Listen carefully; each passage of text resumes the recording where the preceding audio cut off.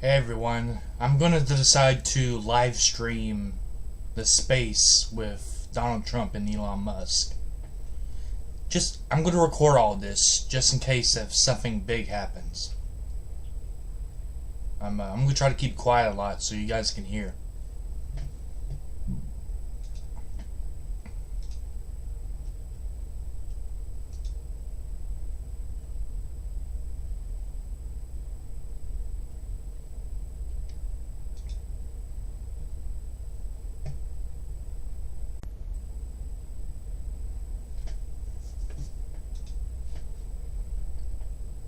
Alright.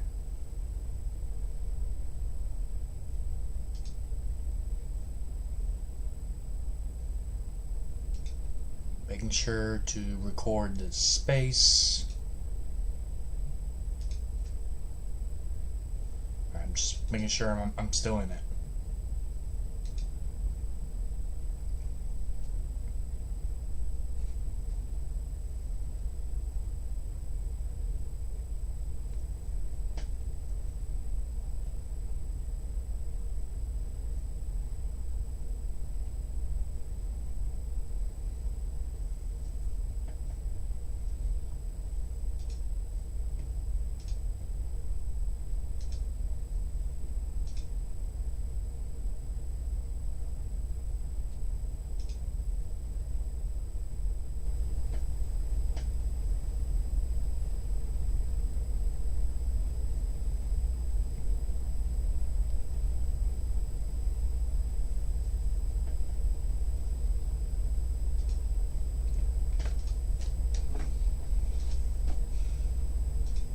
Right now, we're currently waiting on somebody to talk. I'm just hope I'm in the right one.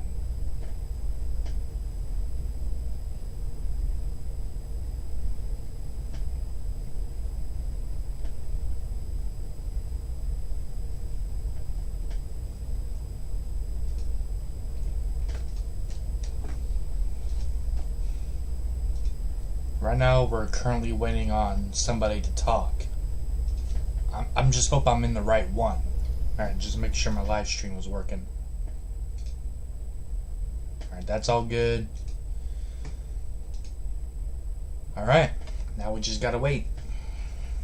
So right now we have President Donald Trump as the host, Elon Musk as the speaker. We got a whole bunch of people as listeners. And I'm going to tell you guys, I'm pretty excited. I'm pretty excited for the space. I'm pretty sure someone was trying to interfere with what happened earlier.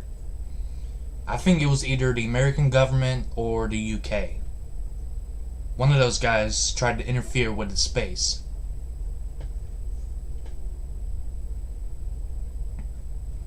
So I'm going to be streaming this just in case if something happens. It's going to be all on video.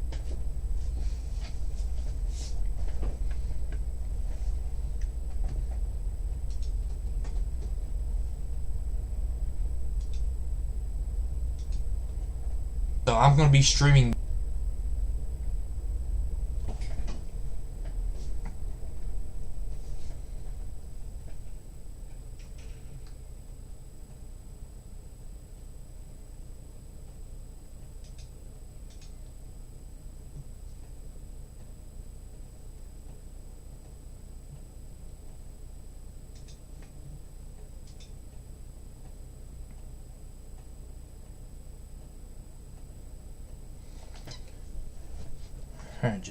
Alright, what's...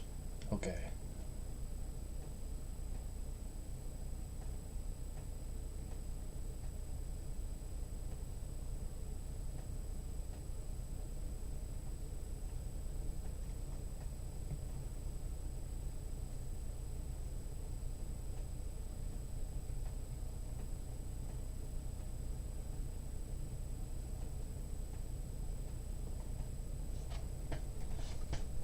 I'm not really sure if anyone's talking right now.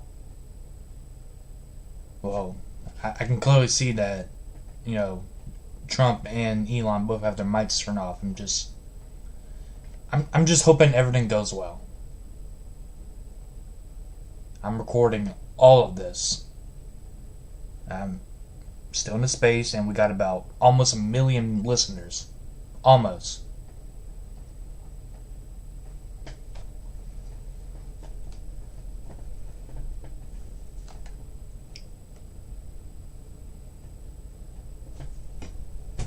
This is an interview I've been looking forward to all day.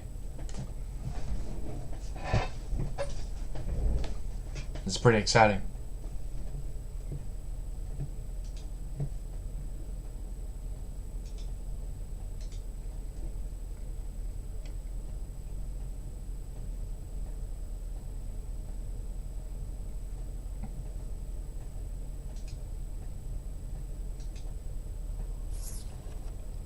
All right, hello everyone. Here we go. My apologies for the late start. We unfortunately had a massive distributed denial of service attack against our servers, and saturated all of our data lines. Like basically hundreds of gigabits of data were saturated. We think we've overcome most of that, and so it's now time to proceed. But as this massive attack illustrates, there's a lot of opposition to people just hearing what President Trump has to say, and but I'm honored to have this conversation. I want to emphasize it's a conversation, and it's really intended to just get a feel for what Donald Trump is just like in a conversation. So it's hard to catch a vibe about someone if you just don't hear them talk in a normal way. And when there's an adversarial interview, like no one's themselves in an adversarial interview. And this is really aimed at kind of open-minded, independent voters who just trying to make up their mind. So you can understand like what is what is it just like to have a conversation. So honored to Donald, great to speak. We had a great conversation yesterday. As you mentioned yesterday, if we could just record that conversation and post it would have been excellent. And I hope we can have something like that today. Well, I think we will. I'm pretty sure we will. And congratulations, because I see you broke every record in the book with so many millions of people, and it's an honor. We view that as an honor. And then you do want silencing of certain voices. Usually those are voices that have something to say that are constructive, oftentimes constructive. And so we have to consider it an honor. But congratulations on breaking every record in the book tonight. That's great. Well, thank you. Well, I mean, maybe we could start off with, the assassination attempt, which was an incredible thing. And I have to say that, your actions after that assassination attempt were inspiring. You, instead of shying away from things, instead of ducking down, you were pumping your fist in the air and saying, fight, fight, fight. And I think that's, the President of the United States represents America, and I think that is America. That is strength under fire, and so that's a big part of the reason why I was excited to endorse you as the President of the United States for having another term here. Is that was just incredibly inspiring. But what was it like for you? Not pleasant. I have to be honest. Pleasant. I said there was blood. I had more blood. I didn't know I had that much blood. The doctors later told me that the ear is a place that is a very bloody place if you're going to get hit. But in this case, it was probably the best alternative you could even think about, because it went at the right angle, and it was a hard hit. It was very, I guess you would say surreal, but it wasn't surreal. I was telling somebody, you have instances like this, or like a lot less than this, where you feel it's a surreal situation, and I never felt that way. I knew immediately that it was a bullet. I knew immediately that it was at the ear. Yeah. And because it hit very hard, but hit the ear. And I also heard people shout, "Bullets, bullets!" Get down, because I moved down pretty nicely, pretty quickly, and we had bullets flying right over my head after I went down. So I'm glad I went down. The bigger miracle was that I was looking in the exact direction of the shooter, and so it hit me at an angle that was far less destructive than any other angle. So that was the miracle. That was for those people that don't believe in God. I think we got to all start thinking about that. You have to, I'm a believer now. I'm more of a believer, I think, and a lot of people have said that to me. A lot of great people have said that to me, actually. But it was amazing that I happened to be turned just at that perfect angle, and all because I put down a chart on immigration that showed that the numbers were so great. I love that chart even more now. Maybe it's a sign. Maybe that's a sign. It's an immigration sign. You highlighted a serious issue, and at that moment, the bullet missed your hit your ear, but missed your head. I mean, the amazing thing is that the sign. I said, bring down that sign on immigration, and it was literally about an eighth of a second where it would be good, and after that it was going to be a disaster, no matter which way you were facing. But it just had that perfect angle, which was exactly at this shooter. Very sad situation. Such a sad situation. As you know, we lost somebody that was great, Corey, who a firefighter, a great gentleman, a great trumper. He was just a fantastic family and a fantastic man. And a friend of mine came up, Elon, and said, "I'd like to give the family some kind of help." And I said, "That's great." He said, "Do you mind?" I said, "I don't mind at all." And he wrote out a check for $1 million, gave it to the wife, and she said, "This is really nice, but I'd rather have my husband back," which is a nice thing for somebody to say, to be honest. She's great. The family is great. And we raised a lot of money for them and for two other gentlemen who are unbelievable people also. They were hit really badly. They thought they were not going to make it, and they did. The doctors in the Butler area, I tell you, they were incredible. They saved the two, and they were really hit tough, both of them, equally. And we thought, my first question was, because I heard bullets flying over me, and I said, how many people were killed? Because we had a massive crowd there, a tremendous, thousands and thousands of people, and there was no land. I mean, it was all people. So I said, how many people have been killed? Because I knew there were other shots being fired. And they said, we don't know yet, but some people have been badly hurt. And I have to give the Secret Service a sniper, they call him, or sharpshooter, but sniper, because he didn't know there was a problem. He's an extraordinary shot, obviously, and he didn't know there was a problem. And he was able to pick it all out within 5 seconds. And he used one bullet from very far away, I guess probably about 400 yards. The shooter was 130, but he was on the opposite side of the field and the podium. And he saw the smoke and the flame from the gun, immediately recognized it, and immediately took a shot. And it was one perfect shot from very far away. And if he didn't do that, Elon, he would have. I mean, if he would have, a lot more people could have been badly hurt and killed. So I have to take my hat off to him, because that's also a surreal. You know, he's been with them for 23 years, and he's never had anything like this. And all of a sudden he has to act, and it's a very tough thing to act and to be shooting somebody. But he saw the gun, saw the smoke, saw the flame from the gun, very far away. Obviously has very good eyes. He's got very good vision, which I assume you have to have in that particular work. But he took aim very quickly, and they say it was approximately 5 seconds from long range, one bullet. If that didn't happen, because the shooter had a lot of bullets, he had a lot of cartridges up there with him. So, well, I mean, that's clearly, he was very competent in taking that shot to stop the attempted assassination. But I mean, there does seem to be, some pretty significant failings elsewhere in the system. Like, there's just no way that, like, how on earth does a shooter get on a roof 130 yards away. That seems crazy. I think most people people are wondering how on earth could such a thing happen. Well, I view it as two ways. There should have been nobody on the roof. There were people, because there were so many tens of thousands of people there. There were people that were seeing him, and there was one woman with a red shirt and Trump all over it, and she's screaming. That guy's got a gun. You saw it probably.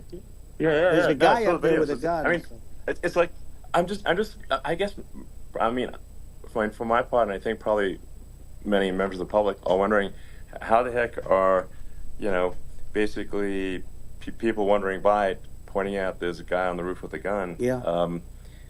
And they're seeing it, but somehow it's not being addressed. That does seem crazy. Well, they're going to learn from this. The communication between the local police, who sort of had an idea, and then ultimately a man lifted himself up to the roof, could barely do it because he was pulling himself up, and he saw the man with the gun. The man with the gun pointed the gun at him. He thought he was probably going to get shot, but he was like pulling himself up, and because of that he couldn't get to his gun, and he fell down, actually very badly hurt his leg, his ankle. I hear very badly, but he fell down. And he did, from what I understand, he did say there's a guy up there with a gun, and the shooting started very quickly after that. I think it forced the shooter to go maybe quicker. He was supposed to be a very good shot. Yeah. My sons, Don and Eric, they can't believe what happened, but they said from 130 yards, a bad shot would hit that target almost every time. They said it's like in golf, sinking a 2-foot putt. Yeah, it's not a tough shot. It's not a long shot. The Secret Service person had the long shot. He had a triple the distance actually. So it was a terrible thing. It's hard. I have to say this about the Secret Service. When I went down, and I went down based on I think they're screaming.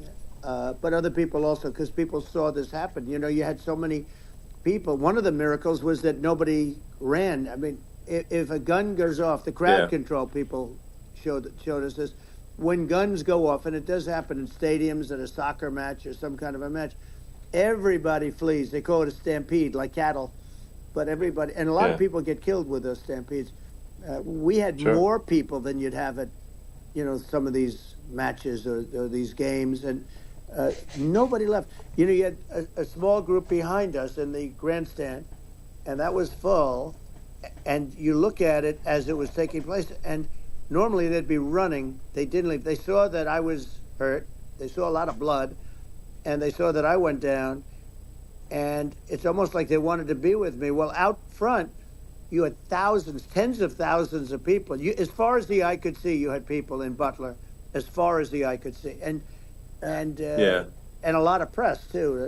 There were, many cameras on watching this. It's what makes it so different, because normally things happen that aren't good, but you never have a picture of it. Here we have all these cameras shooting it. So, sort of amazing. But one of the interesting things was that you didn't have anybody flee. You didn't have anybody stampede. Sure. Nobody. And there were some people behind me. They stood up and they're looking like, I'll tell you, you want to have them in a foxhole with you. I want to meet some of those people because it's so different from what you heard. But so I was down. But the Secret Service guys, there were bullets flying right over my head. You could hear them go whizzing, and these guys came jumping on top of me, and a young lady, Kate. Would jump. They moved so fast, and let me tell you, that took tremendous courage. Now there was a lack of coordination. There was, obviously everybody understands that that building should have been covered. And that was the big thing. Looking at the aerial views, that building would be like the number one spot for a sniper. I mean, it's like if you were to pick what is the favorite, So if the goal is to assassinate, what's your favorite spot? That building. The roof of that building would be number one. That would have been the spot. It's like you can ask for a better location. It's like number one. That would have been the spot. You know what people think is when the local policeman, who by the way, he really he did what he was supposed to do. He couldn't hold on any longer. And then when he got his head just peeking above, this guy standing there with a gun at his head. And when he fell down, again, hurt his ankle very badly, but he was making the calls. But what happened is the firing took place very soon. So what they think is that this guy ran to his site, which he had all planned out with the gun. He ran to the site and he started shooting fast, and maybe that's why he sort of missed. I mean, he but as got you me, said, but he it would have hit. Could have been a much bigger problem. But he totally would have hit if you hadn't turned your head. So, there was it was a very near thing. It was a miracle. If I hadn't turned my head, I would not be talking to you right now. As much as I like you, exactly, I would not. Yeah, I would not be talking. I mean, you'd be talking to me from another realm, perhaps. Yeah, that's right. We'd be talking from a different place. But it was a very terrible experience. The Butler Hospital, they did such a great job. The doctors were so good. Everybody was so good. There was a mistake. If somebody knew, because people were hearing, there was just a bad feeling that somebody was around. You know that story now. It's been if somebody could have said, because they've oftentimes said, like there'd be a lightning storm or something. Because I've done, I think over 300. I think I did a lot more than that, but we did a lot. And oftentimes they'll say, "Sir, could you wait 10 minutes, please? Sir, could you wait 20 minutes? There's a storm overhead or lightning or something," right? And that happens often. Yeah. And this would have been a perfect time for that to have happened, but it didn't. It didn't get coordinated. That was the problem. Well, it was your actions in the heat of fire, and what I find admirable there was that you can't fake bravery under such circumstances. The courage is instinctual, or it is not. It's not a rehearsed action. And so I just want to say that I think a lot of people admire your courage under fire there. And so thank you very much. I appreciate it. I didn't think of it. I just wanted to get up, and I wanted to stand up. I wanted to let people know. I felt I was good when they were on top of me, covering me, actually, very much covering me, and very bravely. But I wanted to get up. I said, I want to get up, and they wanted. They have everything there. They wanted stretcher. I didn't like the stretcher, and I knew I was hit in the ear, but I knew I wasn't hit anywhere else. They felt I was hit someplace else because it was such a lot of blood, and they were sure that I was hit someplace else. And they were saying, "Sir, you were hit in more than the ear." I said, "Nope, I was hit in the ear. I want to get up. Let me get up." And so I got up, and the crowd didn't know what to think. I mean, this was so many people, and you could see they were confused. They didn't know what to think. And I wanted to let them know I was okay. It was very important for me to let them know that. And they went wild. You've seen the after. They didn't go wild when I got up because they didn't know, was I alive? You really couldn't tell. When I stood up before the fist in the air, they didn't know if I was alive. Nobody did. And when I put the fist up, they were just relieved and happy and thrilled, and the place went crazy. It was pretty amazing. Yeah. It was a terrible thing, but it was incredibly moving. Yeah.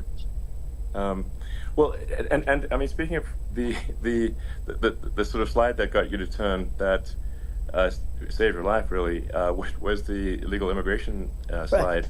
Maybe this is worth talking about that. It was that slide saved your life. No, the illegal immigration saved my life. You're right, but it had to be at that exact angle. I mean, that's a great one. saved by illegal immigration. The incredible thing, though, when you talk about the odds, you had to be exactly at that angle. But the incredible thing is that the chart, I used it less than 20% of the time. It was just a moment. Yeah. It's always on my left, never my right, and it's always at the end of the speech. So here we have it. It's on the right, not the left. It's at the beginning, not the end. And even the people that put it up, they were unprepared, and they did a great job. They got it up immediately, fortunately.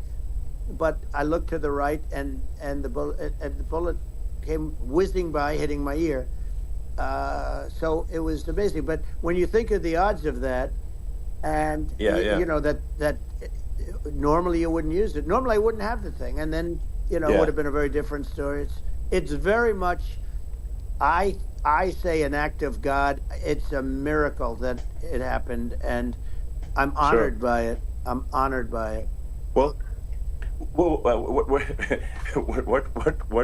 were you about to say about illegal immigration before you were rudely interrupted? Well, I was going to say how good the numbers were. By the way, we're going back to Butler, and we're going to go back in October. We're all set up, and the people are fantastic in Butler. It's a great area. These are incredible people. Like the three that, in the case of Corey, killed, and the other two, the families I got to know them a little bit, and the families are great. But we're going back to Butler, and I think I'll probably start by saying, as I was saying, prior to being so horribly interrupted. So rudely interrupted by an assassination attempt. But the chart. Some people have no manners. Elon, the chart was just a chart that, in my last week, we had the best illegal immigration numbers, meaning stopping.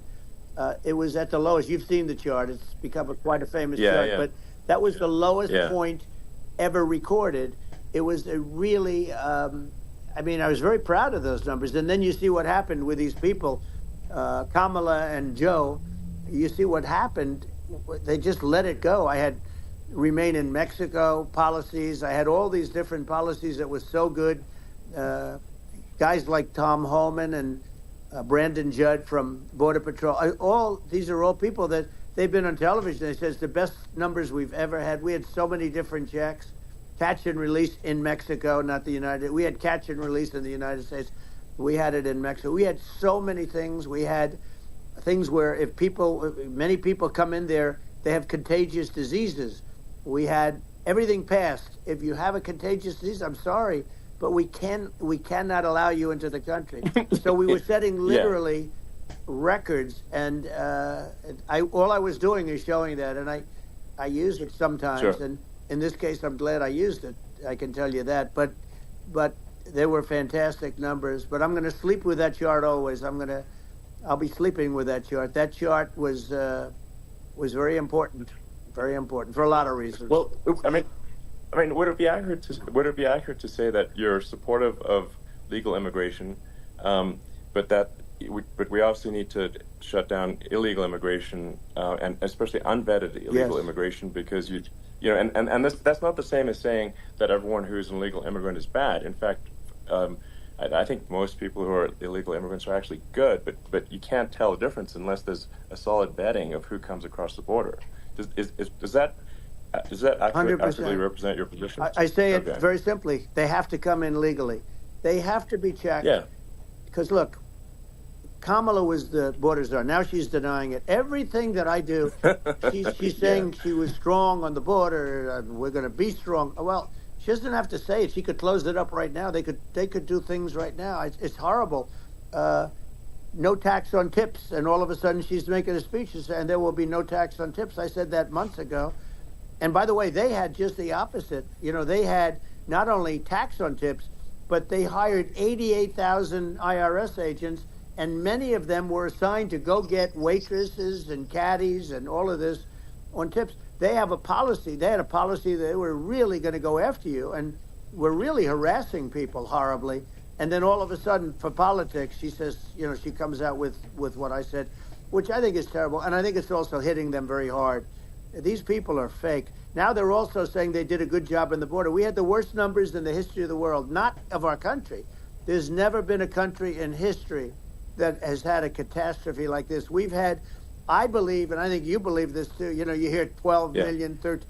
I believe it's over 20 million people came into our country, many coming from jails, from prisons, from mental institutions, or a bigger version of that is insane asylums, and many are terrorists. And I'll tell you what, they're coming not just from South America, they're coming from Africa, they're coming from all over the world. They're coming from Asia, they're coming from the Middle East, they're coming from countries that are stupidly and horribly bombing Israel October 7th.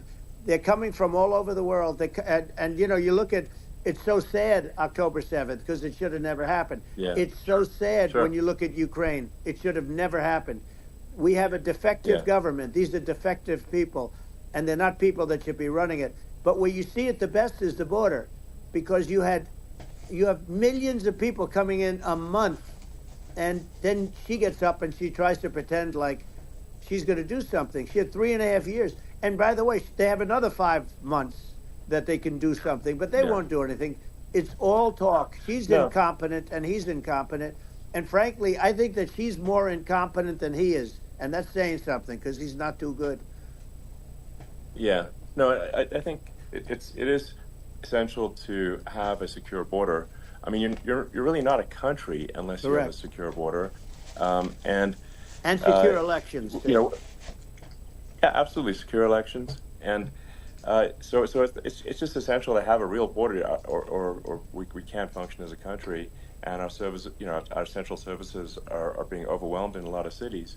But as we were talking about earlier, I think having a legal immigration process that is smooth and efficient and done well, and speaking as someone who is a legal immigrant, I think that like one way to think of it is, who do you want on your team?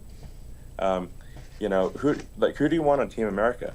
And I think we want to just say, okay, we want to let in people who are going to, be great contributors to our society and to our economy, and and who do you want on the team? And it's not to say that, like in my opinion, actually, I'd say like probably most of the illegal immigrants actually are actually good, hardworking people. That's my opinion, but some are not, and you just have this sort of adverse selection process where, if somebody's if somebody's like has a career in theft or robbery, I don't understand what's taken them so long to get here, because we're in such a target-rich environment. I mean, why aren't more people who have a career in bad things coming here sooner? Because it's a piece of cake to go rob houses in LA or New York compared to other parts of the world, and in a lot of places in America, if you try to stop the person who's robbing you, you'll be arrested. Yeah. So it's right. I mean, what's happening with crime, and our police are so good, but they're not allowed to do their job. But I have to tell you, Elon, I hate to say it because it's such a downer to say it. I hate to say it. I hate it. But you have a lot of people that just shouldn't be. I think it's a much bigger number than you think. They're allowing, allowing people from their jails. And if you were running one of these countries where they're coming from, you would have had all of them. As an example, Venezuela, their crime is down 72%. They're taking their drug dealers. They're taking, frankly, their prisoners. They're emptying out their prisons. They're taking their criminals, their murderers, their rapists, and they're delivering them into. But that's what Castro did. Yeah, well, he did on a much smaller scale. Yeah. It was a much smaller scale. But this is a massive scale because this is being done worldwide. But here's what's happening: crime all over the world is down. And wait till you see the numbers that we have. This is migrant crime. This is crime that's going to be. Yeah. And I saw it today in New York where somebody was knifed, where they raped the girlfriend of a man that stood there watching in New York in one of the shelters, and started pulling out the knives, and bad things happened today. But this is happening every day. These are rough people. These are people that are in jail for murder and all sorts of things, and they're releasing them into our country, and they're telling them, if you come back, we're going to kill you. We're going to give you the death penalty or kill you. So they don't want to come back. But these are rough people. Yeah. These are criminals that make our criminals look like nice people, and it's horrible what they're doing. And she's in charge of it because, now she's trying to say she had nothing to do with it. And she's such a liar because she was called the border czar the first day, and it was on the headlines of every newspaper. She's the border czar, and she never even went there. She went to one location which had nothing to do with where the problem is. She went in and out, I guess, because she was getting a lot of pressure, but had nothing to do with the problem is. But she was the border czar, and people can't allow them to get away with their disinformation campaign. Now she's trying to say that she wasn't really involved, and the whole thing is horrible. She was totally in charge. She could have shut the border down without him. He didn't know what he was doing anyway, so he wouldn't have even known what happened. You could shut the border down. He wouldn't even know the difference. But the fact is that she was border czar. But if you don't have to call her that. The fact is you could just call her, she was in charge of the border, and the border was the worst ever. It's simply not working. No, it's horrible. Whether it's a question of intention or competence, either way, we don't have a secure border, and we have people streaming over like it looks like a World War Z zombie apocalypse at times. And sometimes you got to sort of wonder, like, is it real or not? So because you see things and you're like, is it real? So I went to the border at Eagle Pass and I saw for myself in Texas, and I was like, okay, it's real. I'm like seeing this in real time. I actually posted the video like just live. I just flew there one day and just to see, hey, is this made up or real? And I'm just seeing people stream across the border, and I have to say, at least the people that I saw did not look friendly. These people can look at my video and say, hey, these people look friendly. I don't look super friendly. So these are people that Elon would not be the same man if he had to walk across the street and look these people in the eye. These are rough people. These are really rough people coming across. And I know rough people. And these are people that we don't want in our country. And, the caravans are coming in, and they're putting, and who's doing this are the heads of the countries. And you would be doing it, and so would I. And everyone would say, oh, what a terrible thing to say. The fact is, it's brilliant for them because they're taking all of their bad people, really bad people. And I hate to say this, the reason the numbers are much bigger than you would think is they're also taking their non-productive people. Now, these aren't people that will kill you. We have enough of them. But these are people that are non-productive. They are just not productive. I mean, for whatever reason. They're not workers, or they don't want to work, or whatever. And these countries are getting rid of non-productive people in the caravans in many cases. And they're also getting rid of their murderers and their drug dealers and the people that are really brutal people. And they're coming into our country at levels that have never been seen before. And I saw an ad just before I got on the air. I'm walking over here, and I saw an ad by Kamala saying how she is going to provide border security. Where has she been for 3.5 years? For 3.5 years, we have 20 million people for it. It's a terrible. Yeah, I think this, frankly, I think this is a fundamental existential issue for the United States. And if we have another 4 more years of open borders, and it's going to be even worse with another 4 more years, it's going to be even worse than it's been for the past 3.5 years. I'm not sure we've got a country. You don't have a country left. Elon, if they get in, you will have 50 to 60 million people from all over the world, not South America only. We think of South America, we think of Honduras and El Salvador, Guatemala, and Mexico, the 4. But it's not that. It's everywhere. They're coming in from everywhere. And I had to stay in Mexico. I think this is a super important point. Like, people, it's like, basically, when I went down there, I was like, well, where are people from? It's like almost no one was from Mexico. No, Mexico less. It's just the border. It's just the border with Mexico. But the people coming in, it's Earth, the rest of Earth, and America is only about 4 or 5% of the population of Earth. It would only take a few percent of the rest of Earth to overwhelm everything in the US. We're already overwhelmed, Elon. We're overwhelmed.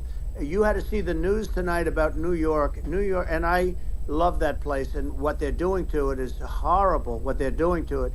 And all the courts do is they try and focus on Trump. Okay, let's focus on Trump, who did nothing wrong. I complain about a rigged election. Elon, what's happened is unbelievable. You have from Africa, from the Congo, they're coming, from the Congo. And 22 people came in from the Congo recently, and they're murderers. And they drop them, they take them out of jails, which is very expensive, to maintain the jails, although they don't do too much maintaining, I can tell you. But they take them out of jails, prisons, they take them out, and they bring them to the United States. They deposit them in the United States and say, don't ever come back or you're going to be executed. And they don't want to come back. but they won't come back. Sure. But they're coming from Africa. They're coming from Asia. They're coming from the Middle East. They're coming from South America. Well, they're coming from everywhere. Earth, basically. And there are a lot of really bad ones. It's just an everywhere on Earth thing, and it's just not possible for the United States to absorb, everyone from Earth, or even a few percent of the rest of Earth. It's just not possible. So, well, Elon, we're going to have to finish this up. We're going to have the largest deportation in history of this country, and we have no choice. Otherwise, we're going to have a country. What they've done to our country. Think of it, with in Venezuela and in some of these other countries, crime is down 50, 60, 70, 80%. And you would be the same. You would have. Yeah. I'll tell you what. Venezuela has not gotten rid of all of them. They've gotten rid of about 70% of their really bad people. Their jails are about 50% put into the United States. The same with other countries. Sure. Some are at 30%, some are at 50%. They're all different. But the bottom line is they're all going to be at 100%. Why wouldn't you put 100% of it? And they're doing it right now while this third-rate phony candidate. Don't forget, I beat Biden. He failed in the debate miserably. And, some people said, oh, gee, it's too bad. It's too bad he did so badly, or I did well in the debate. The first night they said, wow. One of the people at CNN said that was the greatest debate performance I've ever witnessed. And then 2 days later, they didn't talk about that. They just said he was bad. But that's okay. That's the way I get treated, and I don't mind that at all. What I can tell you is this. We cannot have a Democrat. We cannot have her. She's incompetent. She's as bad as Biden in a different... Look, she hasn't done an interview since this whole scam started. And say what you want. This was a coup. This was a coup of a president of the United States. He didn't want to leave, and they said we can do it the nice way or we can do it the hard way. Yeah, they just took him out back behind the shed and basically shot him. What they did with this guy, and I'm no fan of his, and he was a horrible president, the worst president in history. And one of the reasons he was so bad, first of all, the Israeli attack would have never happened. Russia would never have attacked Ukraine, and we'd have no inflation. And we wouldn't have had the Afghanistan mess, if you think of it. Well, and we wouldn't have had Afghanistan. But we think of it. You take a few of those events away, and we have a different world. We would also have inflation was caused by oil. Yeah. No. I think you make an excellent point here, which is that when other countries can, that are thinking about invading or doing bad things, when they're thinking about that, they're thinking about, okay, what's the American president going to do? And do they fear the American president, or is there someone they do not respect and do not fear? And I think they would rightfully be. I mean, look at the footage of the assassination. They're like, okay, President Trump is like, don't mess with me. I mean, that's like. Whereas I think people are not going to be, and they obviously have not been at all intimidated by Biden, and they certainly will not be intimidated by Kamala. And you have to really think of that in the context of global security. That if the American president is someone that, like, evil dictators are scared of, that makes a huge difference to the security of the world. So I had a good relationship with Putin, despite the Russia hoax that lasted for over 2 years. Just a hoax created by Hillary Clinton and Adam Shifty Schiff, some just bad people, just sick people, frankly. I mean, Schiff is a sick person. He's going to end up probably being a senator. It's hard to believe. The whole thing is hard to believe. But, they put our country in danger with that stuff, too. They actually, when they make up stories, and you have to fight your way out of it for a long time. But I know Putin very well. I got along with him very well. He respected me, and it's just one of those things. And we would talk a lot about Ukraine. It was the apple of his eye. But I said, don't ever do it. Don't ever do it. I shut down Nord Stream 2. That was the big oil pipeline, the biggest pipeline in the world going all over Europe. I shut it down. Biden came, and then they say, I loved Russia. I was a friend of Putin, and I loved Russia. No. He actually said to me one time, he said, if you're my friend, I'd hate to see you as an enemy. I shut down his pipeline, the biggest pipeline. They were looking at that to fund. And this pathetic president gets in there. And the first thing he did, one of the early things he did is he shut down Keystone XL pipeline, which is our pipeline, that would have employed 48,000 people, pipeline workers, shuts it down. That was, a massive job that Obama refused to allow. Yeah. I allowed it in my first week because it was jobs and it moved oil. And by the way, in a much more environmentally friendly way. It's underground. It's not a truck that catches on fire or a train that catches on fire. But think of it. He shut down the XL pipeline, the Keystone XL pipeline. Yeah. He shuts that down, and he approves the Russian pipeline. Yeah, it doesn't make any Right? sense. It's inconsistent. Certainly, but I mean, I think it's just worth emphasizing, to listeners the immense importance of whether the United States president is intimidating or not intimidating, and how much that matters to global security, because there's some real tough characters out there, and if they don't think the American president is tough, they will do what they want to do. I know every one of and them. that puts the whole world in danger. Elon, I know every one It's of a them, big and I deal. know them well. I know Putin, Yeah. I know President Xi, I know Kim Jong-un of North Korea. I know every one of them. And let me tell you, people will say, oh, this is terrible. He said, I'm not saying anything good or bad. They're at the top of their game. They're tough, they're smart, they're vicious, and they're going to protect their country, whether they love their country. They probably do. It's just a different form of love, but they're going to protect their country. But these Yeah. are tough people at the top of their game. And when they see a Kamala or when they see Biden, Sleepy Joe, they can't even believe it. They can't believe this happened. All the stuff that you're seeing now, all the horror that you look at Israel, they're all waiting for an attack from Iran. Iran would not be attacking, believe me. When I was there, and I say it with respect because I think we would have been good with Iran. I don't want to do anything bad to Iran, but they knew not to mess around. Iran was broke because I told China, if you buy from Iran oil, it's all about the oil. That's where the money is. But if you buy oil from Iran, you're not going to do any business with the United States. And I meant it. And they said, we'll pass. Yeah. They didn't buy oil. Other countries, likewise. Sure. You want to buy, you're not doing business with the United States. And they were at a point where they had no money for Hamas. They had no money for Hezbollah. They had no money for any of these instruments of terror. And it was amazing. In fact, there were articles when I was leaving, which is hard to believe, actually, especially when you look at what's happened to our country. Our country is so bad right now. It's such a different place. We were respected. Think of it. 4 years ago, we were so respected to a point where when I said don't buy oil, they didn't buy oil. But they had no money, and Israel would have never been attacked. Zero chance. And again, I said to Vladimir Putin, I said, don't do it.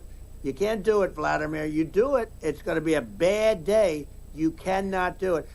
And I told him things that what I do, and he said, no way. And I said, way. And it's the last time we ever had the conversation. He would never have done. I got along well with him. I hope to get along well with him again. Getting along well with them is a good thing, not a bad thing. I got along well with Kim Jong-un. When I met with President Obama just before entering, it's a sort of a ritual, and I sat down with him and we talked. It was supposed to be for a very short period of time. It turned out to be a long period of time. I said, what's the biggest problem? He said, North Korea.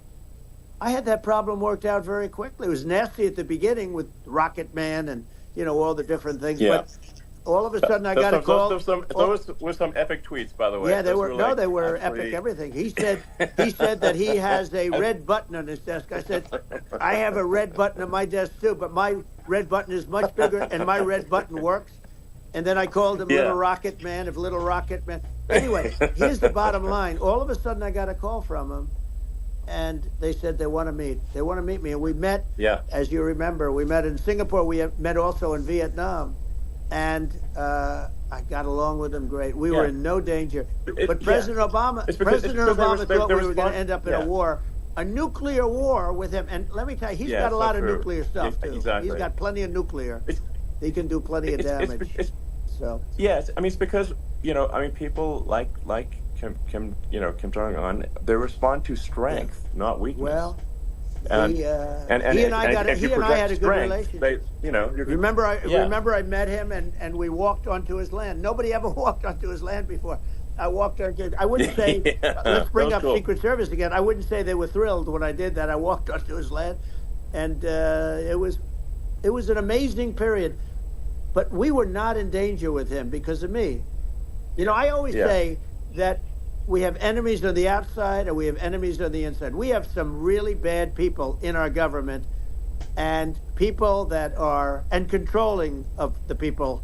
I mean, I'd mention names, but I really don't want to give them the credit.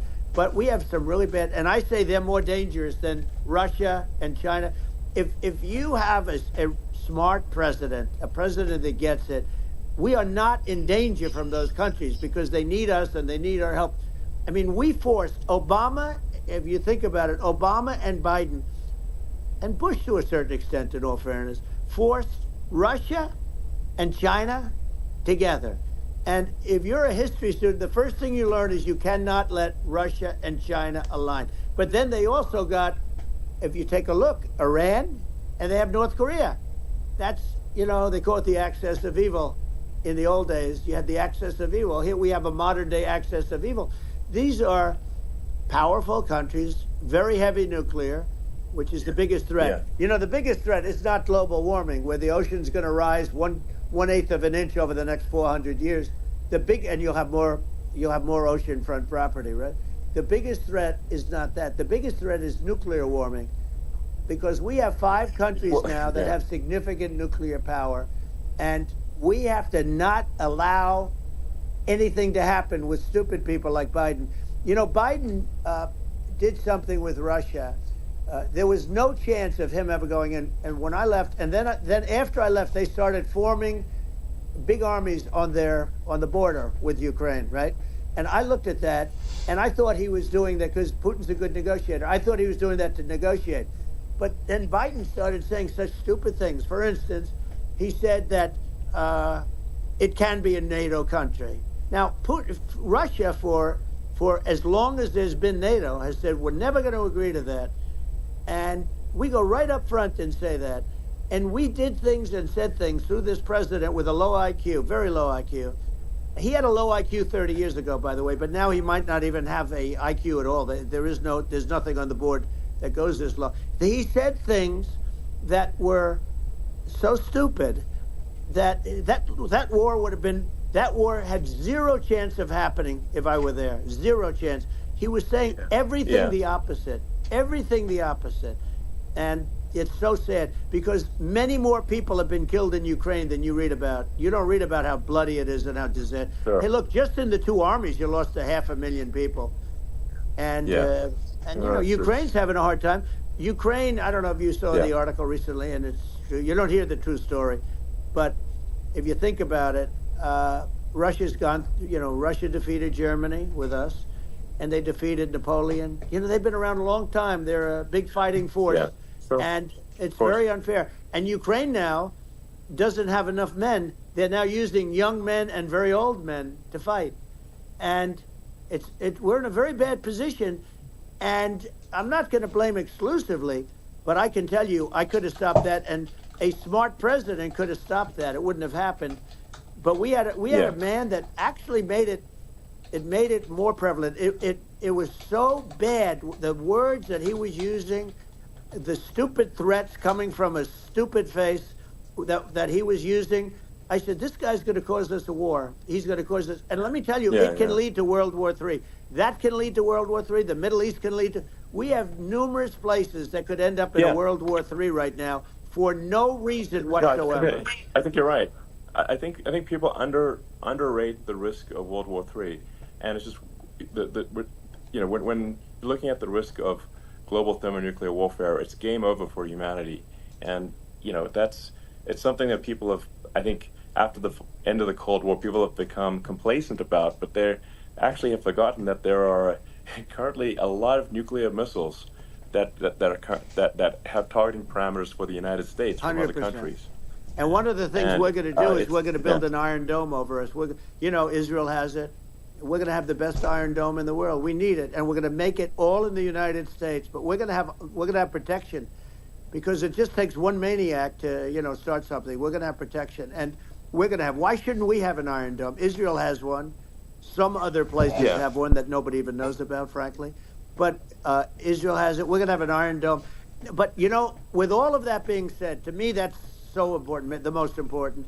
But with all of that being said, the election's coming up, and the people want to hear about the economy and the fact that Absolutely, they can't sure. buy groceries because they don't have enough money to buy groceries. The inflation has killed them. Food prices are up 50, 60, even 100% in some cases. And this stupid administration allowed this to happen, and it's a shame. And that's the thing that people most care about, in my opinion. They care about the border a lot. And we discussed the border at great length. It's nice to have a forum like this where I can discuss something at length.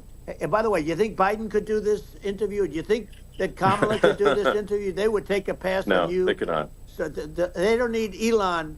They don't need Elon screaming out questions. It's pretty sad when you think that somebody that does this for a living can't answer a question or is afraid to do an interview. And in her case, with a very friendly interview, she's got all friendly interviewers. It's pretty sad. Yes, absolutely. But the big thing now is the economy, Elon. Yeah. And as much as I mean, I view nuclear as the single most important thing, but a lot of people don't understand that. But it doesn't have to.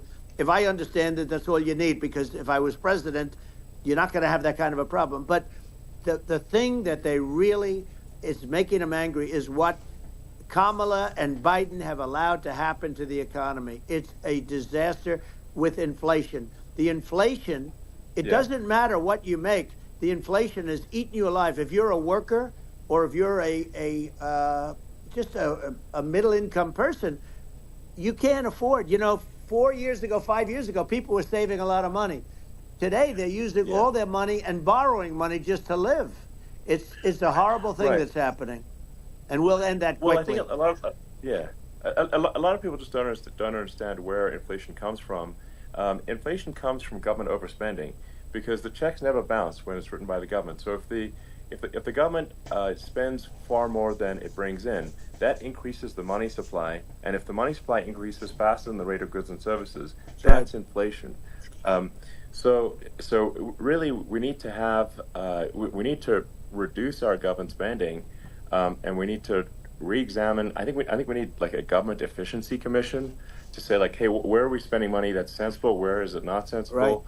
Right. And we need to live within our means. We're currently adding, I think, $1 trillion to the deficit roughly every 100 days. That's right. And the interest payments on the national debt have now exceeded the defense budget. It's on the order of $1 trillion. It's interest, and it keeps growing. I rebuilt our military, largely rebuilt our military. Did a great job on it, which was so important. We had jets, we had fighters that were, and bombers that were 70 years old, and we did a great job in that. Then we gave 85 billion of it back to Afghanistan, if you can believe it. We gave them 85 billion. They're one of the largest sellers of military equipment in the world. They're selling what we gave them. That was one of the most embarrassing days in the history of our country. But if you think about, let's go back to the economy. We have to bring energy prices down. Energy started at the price of gasoline. Now your cars don't require too much gasoline, so you have a good, and you do make a great product. I have to say, I have to be honest with you. That doesn't mean everybody should have an electric car, but these are minor details. But your product is incredible. But the gasoline, Elon, is the cost of energy. Not only gasoline, it's the cost of heating your house and cooling your house. That has to come down.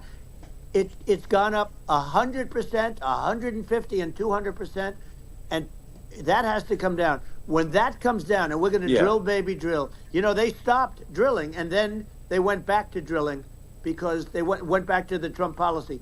But if they won the day after they get into office, this country will go out of business because they're going to go to an energy policy that's not sustainable. Wind and different things.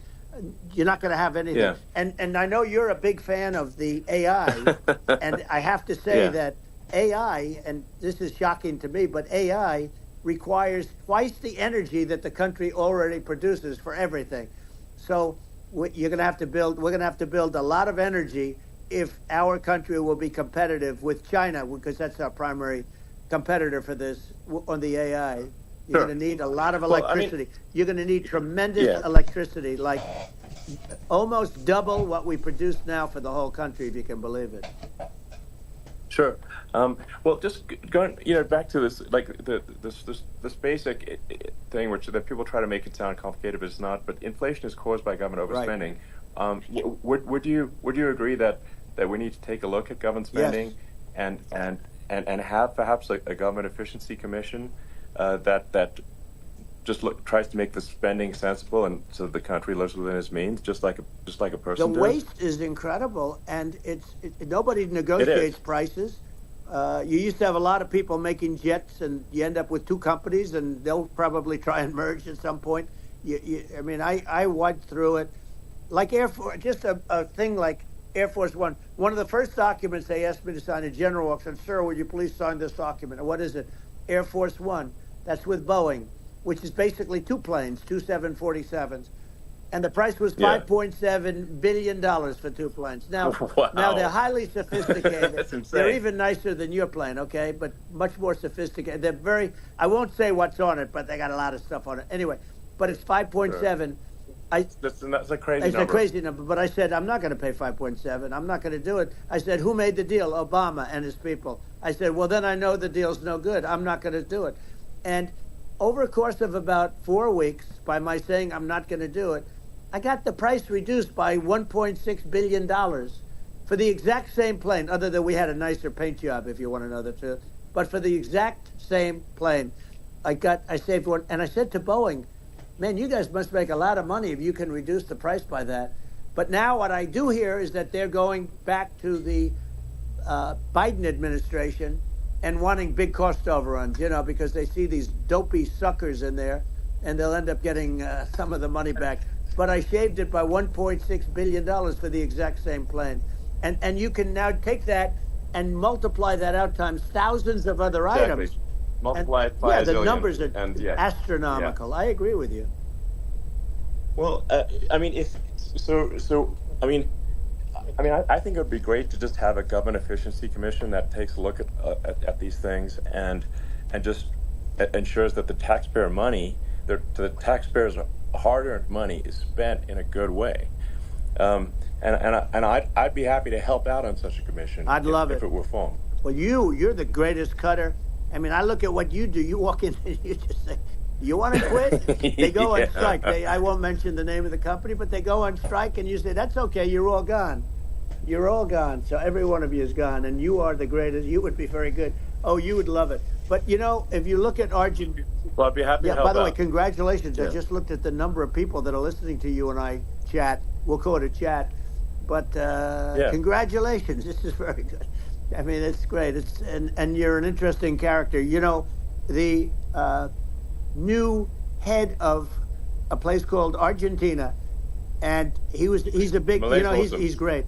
And he's a big MAGA fan, that. He ran on MAGA. And he took it to an extreme, too. He ran on MAGA, and I hear he's doing really a terrific job. It's called Make Argentina Great Again. It worked out perfectly. He came in, he bought a lot of hats, he brought everything. But he's doing a big job. He really cut.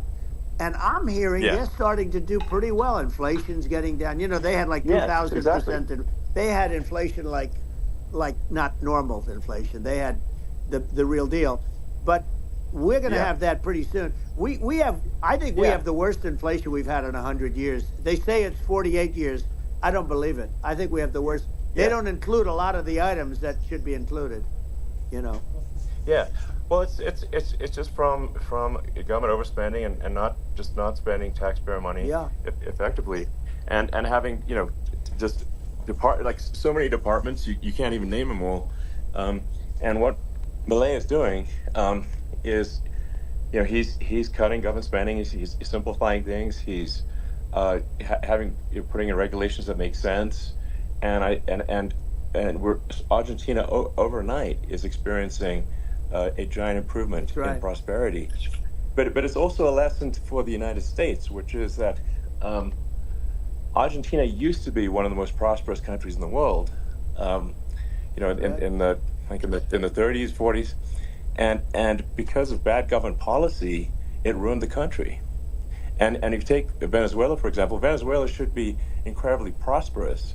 They have phenomenal reserves of everything, oil, everything, and it should be prosperous. But if the government's wrong, it impoverishes the people, and so I think we should not be complacent in the United States and thinking that and taking our prosperity for granted, because if with bad government policy we can run the country into the ground, and that's just something people should bear in mind. Don't take prosperity for granted. Well, think of education. So we're ranked at the bottom of every list of the top 40. We're ranked number 40, number 38. Norway, Switzerland, Sweden, different countries are ranked good. Actually, China's pretty close to the top. They're a top 6 or 7. But we're ranked at the bottom, almost at the bottom, 38, 39, 40. In other words, horrible. And yet we spend more per pupil than any other country in the world. So we spend more. And what I'm going to do, one of the first acts, and this is where I need an Elon Musk. I need somebody that has a lot of strength and courage and smarts. I want to close up Department of Education, move education back to the states, where states like Iowa, where states like Idaho, not every state will do great, because states that basically aren't doing good now. You look at Gavin Newsom, the governor of California. He's terrible. He does a terrible job. So he's not going to do great with education. But of the 50, I would bet that 35 would do great, and 15 of them, or 20 of them, will be as good as Norway. Norway is considered great. You can name them. I mean, they're so good. Some of these countries are so good. But if you go into some of these really well-run states, we have states that don't know what debt is. We have states that have low taxes, no debt, everybody working. They're really well-run. Sure. And maybe they have certain advantages in terms of location, in terms of, the land or the sun and the water and the whole thing. There are a lot of advantages that some people have. But if you moved education back to the 50, you'll have some that won't do well. But they'll actually be forced to do better, because it'll be a pretty bad situation. But if you think about it, you'll have some of these states. I'll bet you'd have 30, 35 states. It'll be much better. And you know what it'll cost? Less than half what it is in Washington. And these people don't care about the students in these, faraway states. And it'd be unbelievable. Yeah.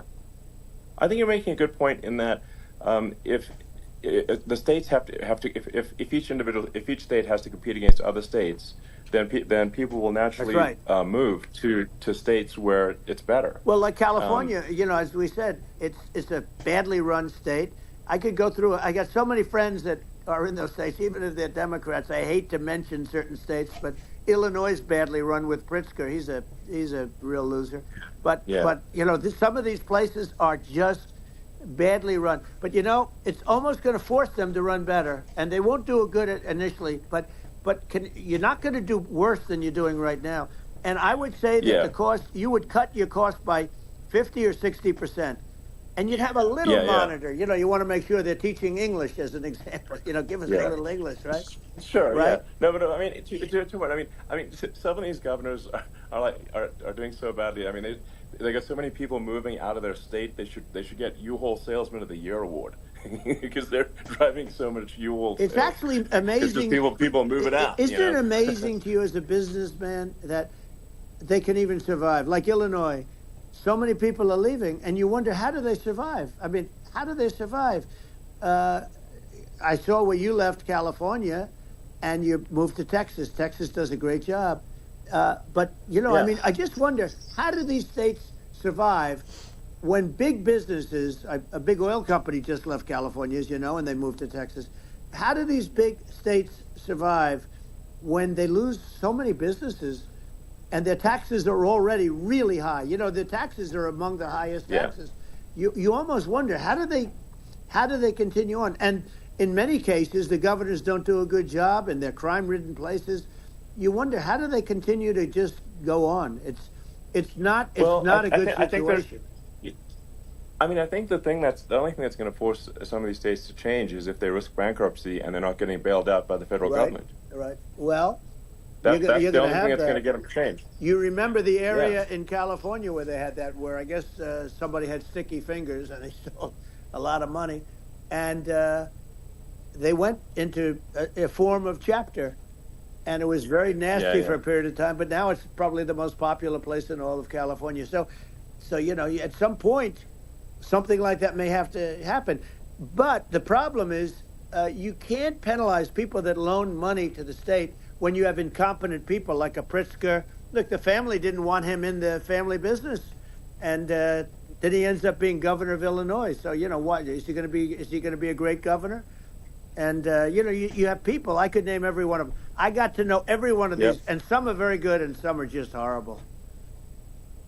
Well, I think that the larger point here, too, as you're saying, a lot of people are concerned about the economy. A lot of people are concerned about inflation, and inflation is effectively a tax on people that save money, and for people that are working day to day, it's just a form of taxation, and if we can solve the government spending problem, we'll solve the inflation problem, which means people will have a better standard of living, and that's a really big deal. Well, the people that got hurt worst are the people that did it the way they were taught to do it all through, their younger life and their young life and their whole life. The people that saved money, and then they got no interest on their money, and inflation destroyed them. And frankly, they were almost better off if they didn't do anything like that. I mean, those people have been absolutely decimated, and we're going to bring those people back and help those people. We've got to get the prices down. When I look at bacon costing 4 or 5 times more than it did a few years ago, when you look at some of the food products in grocery stores, people they can't believe it. They used to be able to buy a whole cart, and today, a lot of people just don't have the money. They go in and they can't buy anything. They look at it's sticker shock. They call it sticker shock, right? I think it really just comes, like I said, I think it just comes down to really, I guess, two things, which is that if you solve government overspending, you solve inflation, which improves living standards of the average person, and then if you deregulate, like have sensible regulations, so because a lot of the regulations are nonsensical and cause the cost to be extreme for no reason, but unless you've got effective deregulation, like Reagan did a great job on deregulation in the 80s, but it's been 40 years since we had anyone really. I mean, during your administration, we made some progress, but I think there's opportunity to make, I think, radical progress with sensible regulation. Elon, those two things, those are the big deals. We set a record.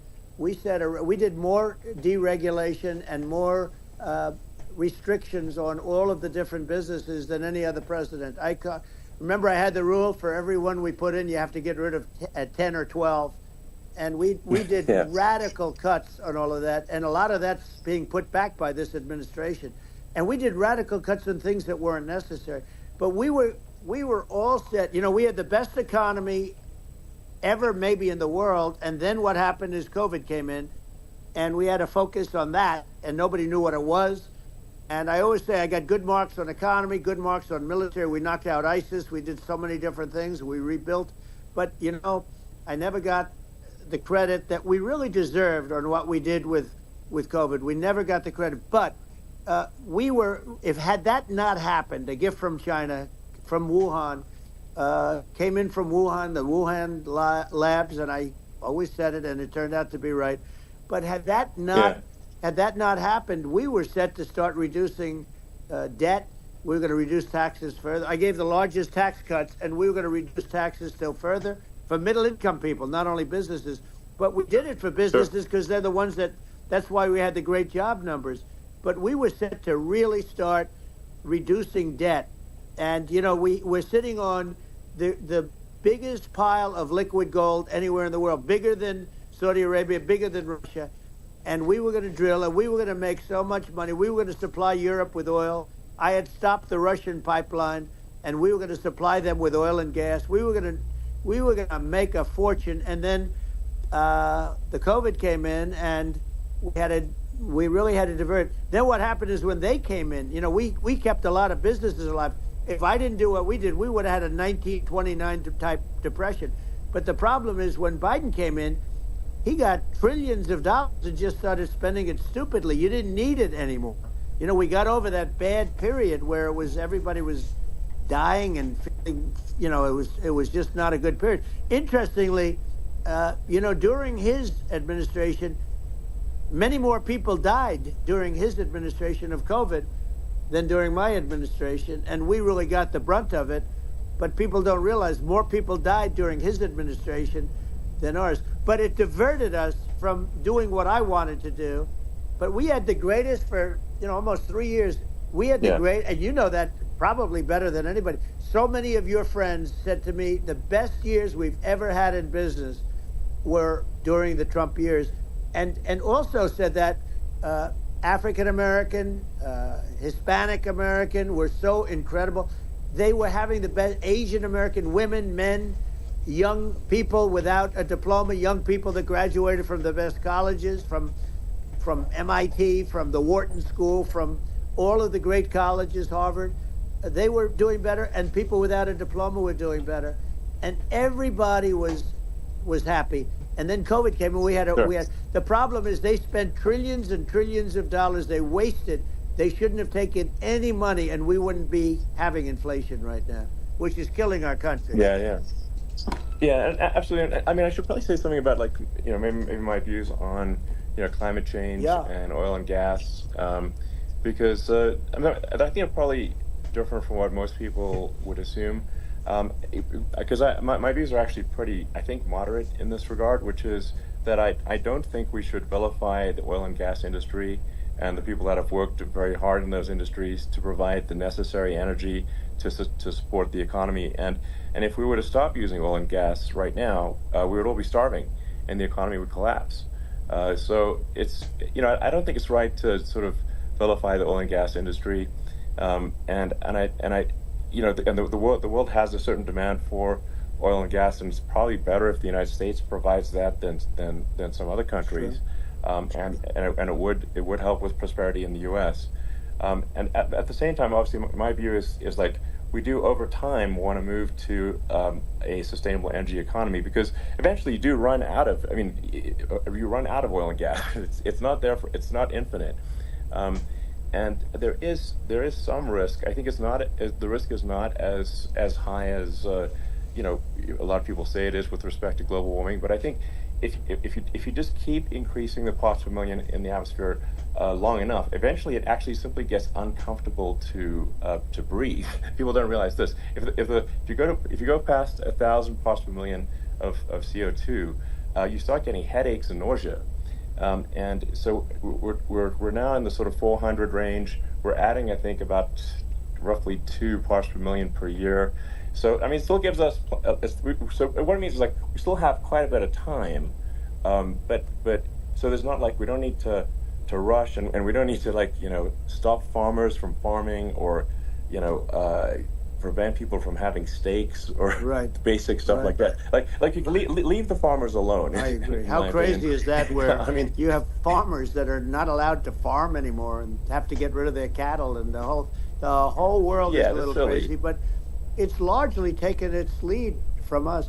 I just say though, I've heard in terms of the fossil fuel, because even to create your electric car and create the electricity needed for the electric car.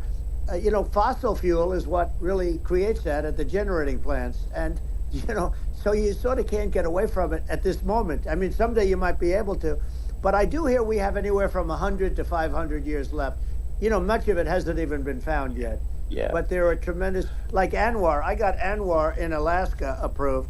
Ronald Reagan couldn't do it. Nobody could do it. Everybody tried. Nobody could do it. I got it approved. The first thing that Biden did was unimprove it, to get rid of it. He ended it. His secretary went in and she ended it. And what a disgrace. That's Anwar. That's bigger, or they think it could be bigger than Saudi Arabia in Alaska. Could be bigger than Saudi Arabia. But they went in and they terminated it, and I'll get it going very quickly, because not only is it big for Alaska, I mean, you talk about economic development, that for the United States, I mean, that is, they say bigger than Saudi Arabia or the same size, and pure, really good stuff. And, they end it. So I think we have, perhaps hundreds of years left. Nobody really knows. But during that time, something will come around that will be very good. Yeah. Well, I mean, my estimate would be, a little more, aggressive than that, but it's not the sort of like we're all going to die in 5 years stuff. That's obviously BS. But I mean, my view is like if you just look at sort of the parts per million that increments every year, you get sort of 2 or 3 parts per million every year of CO2. I mean, I think some of that it's problematic if it accelerates. If you start going from 2 or 3 Right. to say 5, and then there may be some situations where you get just a step change increase in the CO2, and I think we don't want to get too close to 1,000 ppm because like that's actually makes it uncomfortable to breathe. Like just existing in 1,000 ppm CO2 is uncomfortable. That's like that's considered like an industrial hazard. Right. Just so it's that's actually you start getting headaches and stuff. So it's even without global warming, it's not comfortable to live in. So you don't want to get too close to that. But I mean, I think we want to just move over and if I don't know 50 to 100 years from now we're I don't know mostly sustainable. I think that'll probably be okay. So it's not like the house is on fire immediately, but I think it is something we need to move towards. And on balance, it's probably better to move there faster than slower. But like I said, without vilifying the oil and gas industry, and without causing hardship in the short term, I think this can be done. Without people can still have a stake, and they can still drive gasoline cars, and it's okay. It's like it's not. I don't think we should vilify people for it, but I think we should just generally lean in the direction of sustainability. I actually think solar is going to be a majority of Earth's energy generation in the future, and it's certainly trending that way. And so you get the solar power, combine that with batteries, so because obviously the sun doesn't shine at night, and then you use that to charge the electric cars, and you have a long-term sustainable solution. And that's what Tesla's trying to move things towards, and I think we've made a lot of progress in that regard. But when you look at our cars, we don't believe that environmentalism, that caring about the environment should mean that you have to suffer. So we make sure that our cars are beautiful, that they drive well, that they're fast, they're sexy. I mean, they're cool. In fact, literally, I mean, this sexy joke, Model S, Model 3, Model X, and Y spells out sexy. It's probably the most expensive joke out there.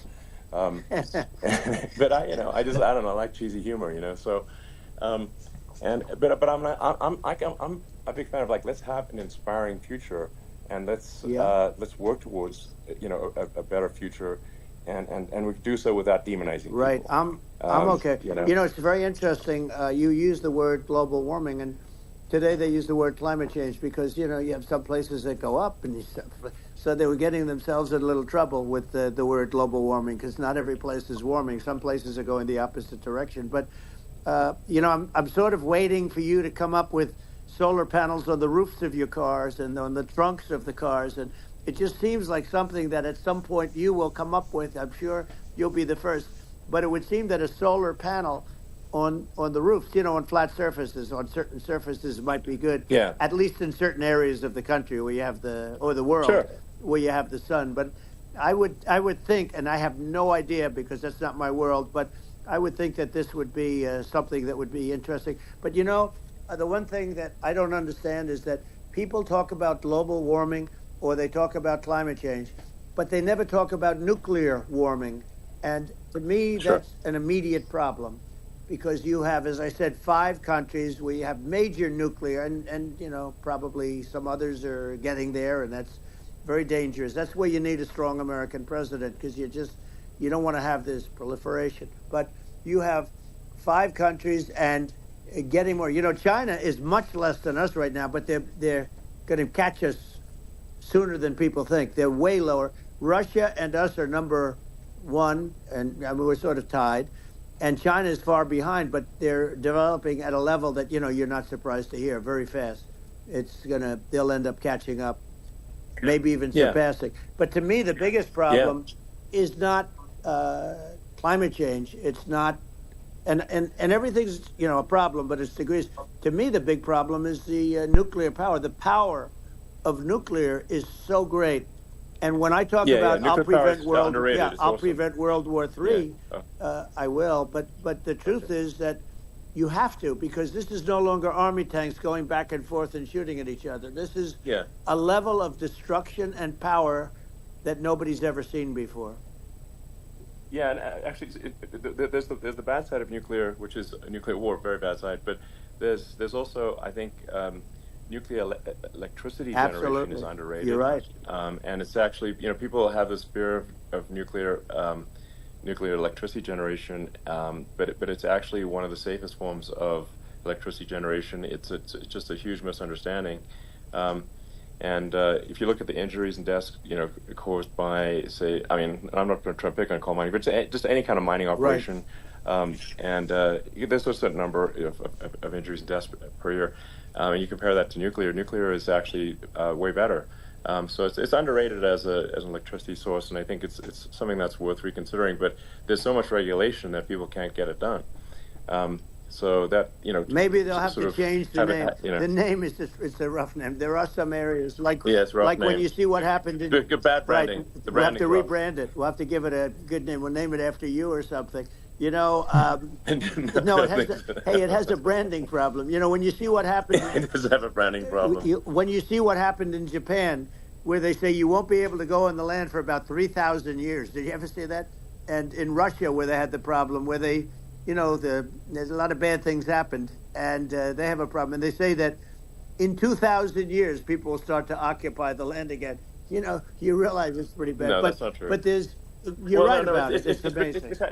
It's actually not that bad. So like after Fukushima happened in Japan, like people were asking me in California, are we worried about like a nuclear cloud coming from Japan? I'm like, no, that's crazy. It's not even dangerous in Fukushima. I actually flew there and ate locally grown vegetables on TV to prove it.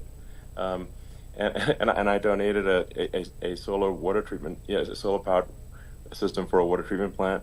And but you haven't been feeling so well lately, and I'm worried about it. No, but I mean, I'm only kidding. It's fine, It's like Hiroshima and Nagasaki were bombed, but now they're like full cities again. So right. it's really not something that That's right. So it's not as scary as people think, basically. But let's see. I mean, are there some other topics we should touch on? Like lawfare. I think we need to be concerned about what they've done to this country. Obviously. Yeah. Well, we just won the big case in Florida. This was a Biden administration did something that's never been done in this country, and that's go after their political opponent, me, with this nonsense and just nonsense. And the big case in Florida we won, but they always pick a judge and a jury, and they use the local DAs, they use the local attorney generals, like Fani, Fani, spelled Fani, Fani, and it's all a big hoax, and it's all run from there, like in Manhattan. One of the top people from the Justice Department went in, ran Manhattan, ran the state. The Letitia James deal was run by a person from the Department of Justice, Biden. They've never done this before, and they set up a very bad precedent. It's called lawfare, warfare. It's a terrible thing, and never happened in our country. It does happen in banana republics and third world countries, but it's never happened. And the incredible thing is it actually drove my numbers up because people see, fortunately I have a platform like you, or, in all fairness, like a conversation like this, where I can talk about it and people understand. I mean, you fight for election integrity and you end up getting indicted because you're fighting for election integrity. And when the day comes that you can't fight for election integrity, you don't have a country anymore. So what happens is they went after their political opponent, me. Now, Biden's, close to vegetable stage, in my opinion, okay? I looked at him today on the beach, and I said, why would anybody allow him? The guy could barely walk. Why would anybody allow him? Does he have a political advisor that thinks this looks good? He thinks this looks good because it looks so bad, and it's ridiculous. I mean, and he's been doing that for a long time. He can't lift the chair. The chair weighs about 3 ounces. It's meant for children and old people to lift, and he can't lift it. The whole thing is Well, crazy. he's clearly not, I mean, he's clearly like, we just don't have a president right You now. don't That's have a just obviously president, the and case. she's going to be worse than him Um, because she is a San Francisco liberal who destroyed San Francisco, and then as Attorney General, she destroyed California. You talk about location, and we're talking about the sun and the water and all. There's nothing better than California. She has destroyed that. She was the original DA. She was the original in San Francisco. She was the original Attorney General in California. What she has done to California is, well, you know better than I do. You just left California for a lot of those reasons. And what she's done with crime, with cashless bail, where you kill somebody. I mean, we have states there you kill somebody and they let you out right away. I mean, you don't have to even put up, and then they never find the people unless they kill again, and then they let them out again. Our country is becoming a very dangerous place, and she is a radical left San Francisco liberal, and now she's trying to protect. Now she's looking like she wants to be more Trump than Trump, if that's possible. I don't think it's possible, but she wants to be more Trump than Trump. Yeah. I want a wall. I think that's, you know, yeah. She wants to release all the prisoners that are in detention, and some of these guys are really bad. Right. That just came out today. She doesn't want to build the wall, even though the walls work. Walls and wheels. You know, in your business, everything you do is obsolete. Almost, well, not the tunnels, but everything is obsolete. Even your rocket ships, they're like a month later, they're obsolete. You find a better way to. The only thing that's not obsolete is a wall and a wheel. And the wall, you know, I built hundreds of miles of wall, and that's why we had such good numbers. I was going to add 200 miles. We bought it. We could have flipped it up in 3 weeks, and they sold it for 5 cents on the dollar. That meant, I said, wow, that means that they actually do want to have open borders. She wants to have open borders, and now she's going like she's tough on the border. It's such a lie. Yeah, this is simply not true. This is simply not true. And everybody knows it's not true. true. It's a disgrace that she can say it. No, I mean, obviously, what's happening sort of overnight is they're rewriting history and making Kamala sound like a moderate when in fact she is far left, like far left. Worse than Bernie Sanders. She is considered more liberal by far than Bernie Sanders. She's a radical left lunatic, and if she's going to be our president, very quickly you're not going to have a country anymore. And she'll go back to all of the things that she believes in. She believes in defunding the police. She believes in no fracking, zero. Now all of a sudden she's saying, no, I really want to see fracking. If they got in, the day she got in, she'll end fracking. And by the way, if people didn't think that, the lunatics that really believe in that, they won't vote for her. You know, like the Palestinians and Israel. She is so anti-Israel, and she's bad for both. Biden actually did something that was impossible. Both sides hate him. You know, both sides. That was a hard thing to do. Unification.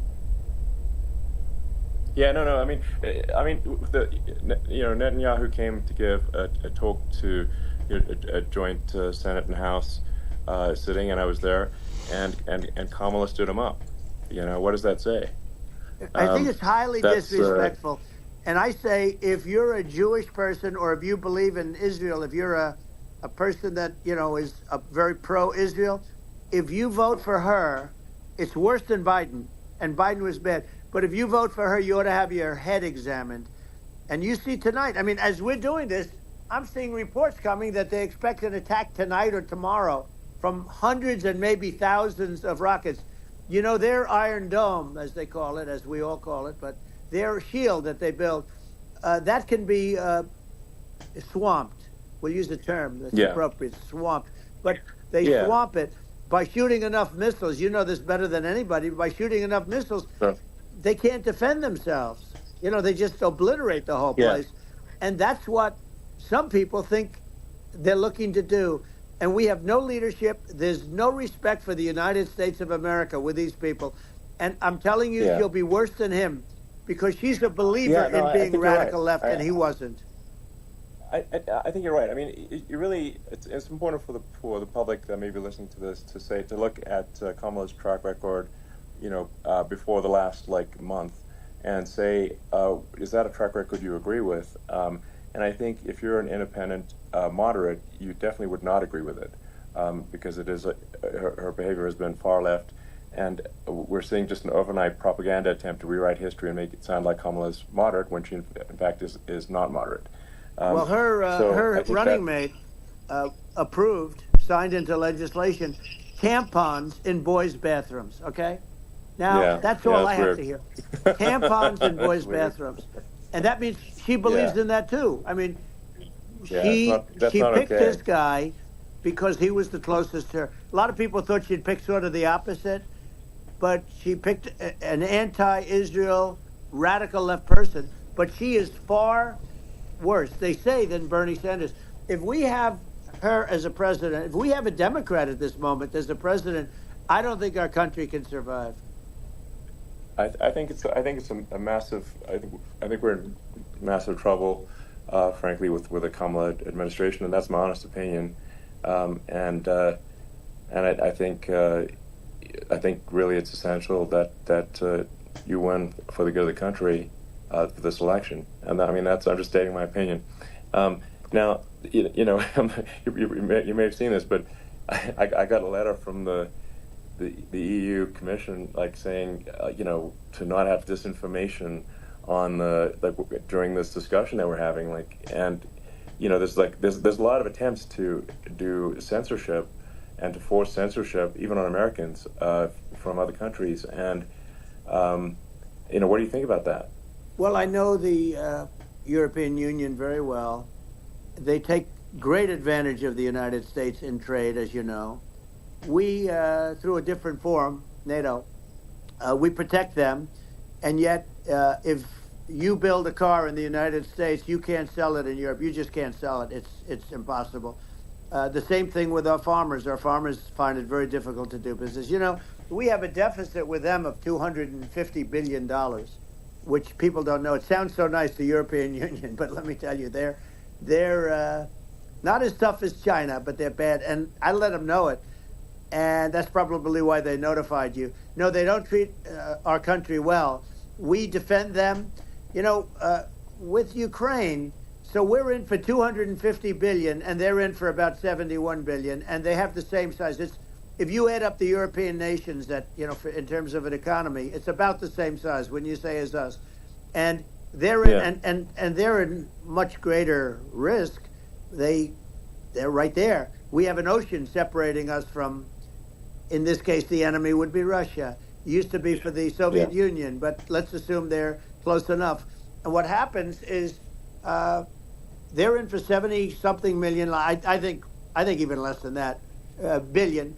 And we're in for about 250 billion, and it could be a lot higher than that.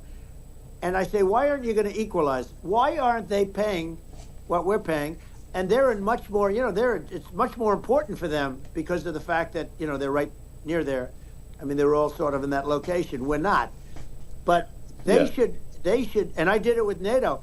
There were only 7 countries that were paid up in NATO out of 28 at the time. And the United States the United States was subsidizing NATO, tremendously subsidizing NATO. And I said, I went in and I said, you got to pay up. If you don't pay up, we're not going to defend you any longer. I took a lot of heat. But you know what happened? Billions and billions of dollars came flowing in. And I think a lot of the public isn't aware of the fact that the United States pays a disproportionate share of the NATO expenses. And then we get taken advantage of on trade. So think about it. Yeah, well, I mean, the point of NATO is defending Europe, and it's it's like, then okay, well, why is the United States paying disproportionately more to defend Europe than Europe? That doesn't make sense. That's unfair, and that is an appropriate thing to address. Well, when you talk about cost cutting and savings and everything else, I mean, honestly, look, there's nobody that feels worse about the Ukraine situation than I do, because I know it would have never happened. I know Zelensky. He was very honorable to me, because when they went with the Russia hoax and they said I had a phone call with him, he said it was a perfect phone call. It was a great phone call. He could have grandstanded and, said, he was very threatening. He said, no, it was a very nice phone call. I called him up to congratulate him on his win, and you end up getting impeached because these people are lunatics. I was talking about the difference from the people within and the enemies on the outside. In many cases, the people from within are more dangerous for our country than the Russias and the Chinas. If you have a smart president, you're not going to have a problem with them. You're going to do things. Yeah. Now they've taken advantage of absolutely. us incredibly, but you're going to do things with the right person. Yeah. Well, I think it's obvious that you're a believer and an advocate of free speech, because during your first term as president, you were attacked relentlessly every day, often very unfairly with false attacks, and you didn't try to shut down the media. You didn't try to inhibit their freedom of speech, and I think that says a lot. Well, the good thing is that you and I have, and some people, very few, we can get the word out. Although sometimes it's hard because they don't want to print it. Like we're having a great conversation right now. Kamala wouldn't have this conversation. She can't because she's not smart. She's not a smart person, by the way. She can't have this conversation. And Biden, we don't even have to talk about it. I mean, he couldn't have this conversation. He would have given up on the first half of a question. He would have walked out. He would have said, "Where am I? Where am I going?" So anyway, but no, he wouldn't have this. That's true. Not a lot of people would have this conversation, but we cover a lot of territory. But the beauty is that we can have a conversation, and I'm able to get it out without, because I get treated unfairly. This is a really big point. You can actually have a conversation with you. Yeah, it's nice, isn't it? And you can't have a conversation with Biden or Kamala. It's like it's not possible. So this is like talking to an NPC. No. So it's just impossible. Well, but think of it. We need a man or person who's unbelievably sharp in order to stop all the nuclear danger and all the dangers that I'm talking about. And I got along with all these. I got along with Kim Jong-un. We had dinner. We had everything. And he really liked me, and I got along with him really well. By the way, he's the absolute boss over there. A lot of people said, "Oh, do you think he really?" Yeah, that's for sure. Let me tell you, I saw things that you don't want to know about. He is the boss. But we had a good relationship, and he doesn't like Biden. He considers him a stupid man, he said. He's a stupid man. Well, at least he speaks his mind. But, in this country, you're not sort of allowed to say it, but I guess you are. You should be allowed to say it if it's true. But we need smart people, and we need people that have an ability to lead.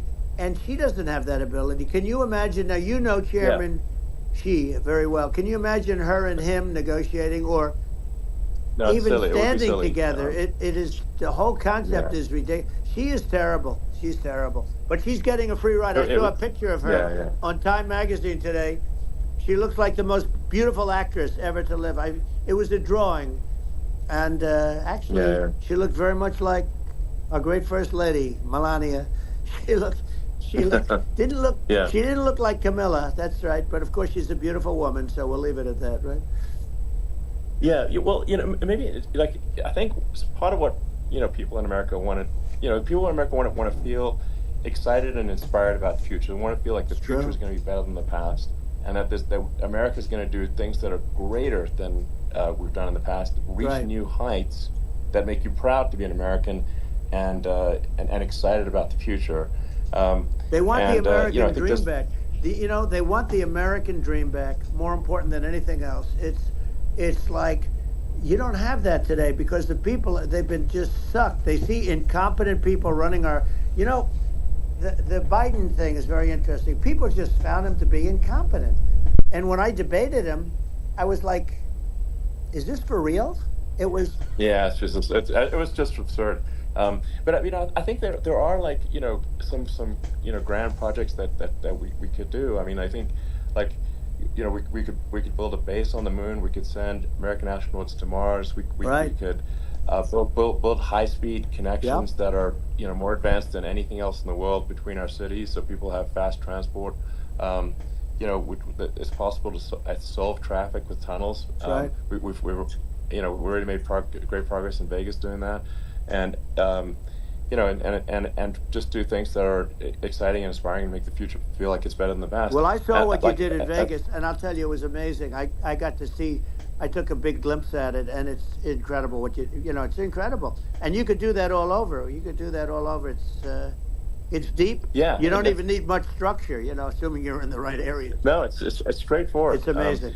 I think we could do some things that like China's got incredible high-speed rail between its cities, but I think it's actually possible with tunnels, if it was deregulation, with an ability to actually, where it's like legal to actually do the tunnels, then you could have high speed tunnels that are actually better than anything else in the world for high speed transport between cities, and that would be something that Americans can say, wow, okay, we've got something that's cooler than anyone else in the world. That's the kind of thing that makes you proud to be an American. And much safer than surface trains, where there is a danger there, with crazy people. Yeah. It's much safer, much better. And, it's sad because I've seen some of the greatest trains. I find it fascinating. And I've seen the systems and how they work, and the bullet trains, they call them, I guess. And they go unbelievably fast, unbelievably comfortable, with no problems. And we don't have anything like that in this country, not even close. And it doesn't make sense that we don't. Doesn't make sense. Yeah, and I think also, like, there's, I'm kind of hopping on the excess regulation, but I think something that I think people can generally understand is that what happens with laws and regulations is that there's more and more of them every year, and unless there's a process to clean them up, eventually everything becomes illegal, and that actually it slows down the development of new technologies. I mean, if you take the sort of, like, I think there's room for some reform at the FDA for improving the speed with which we approve drugs that could help save lives and improve people's lives.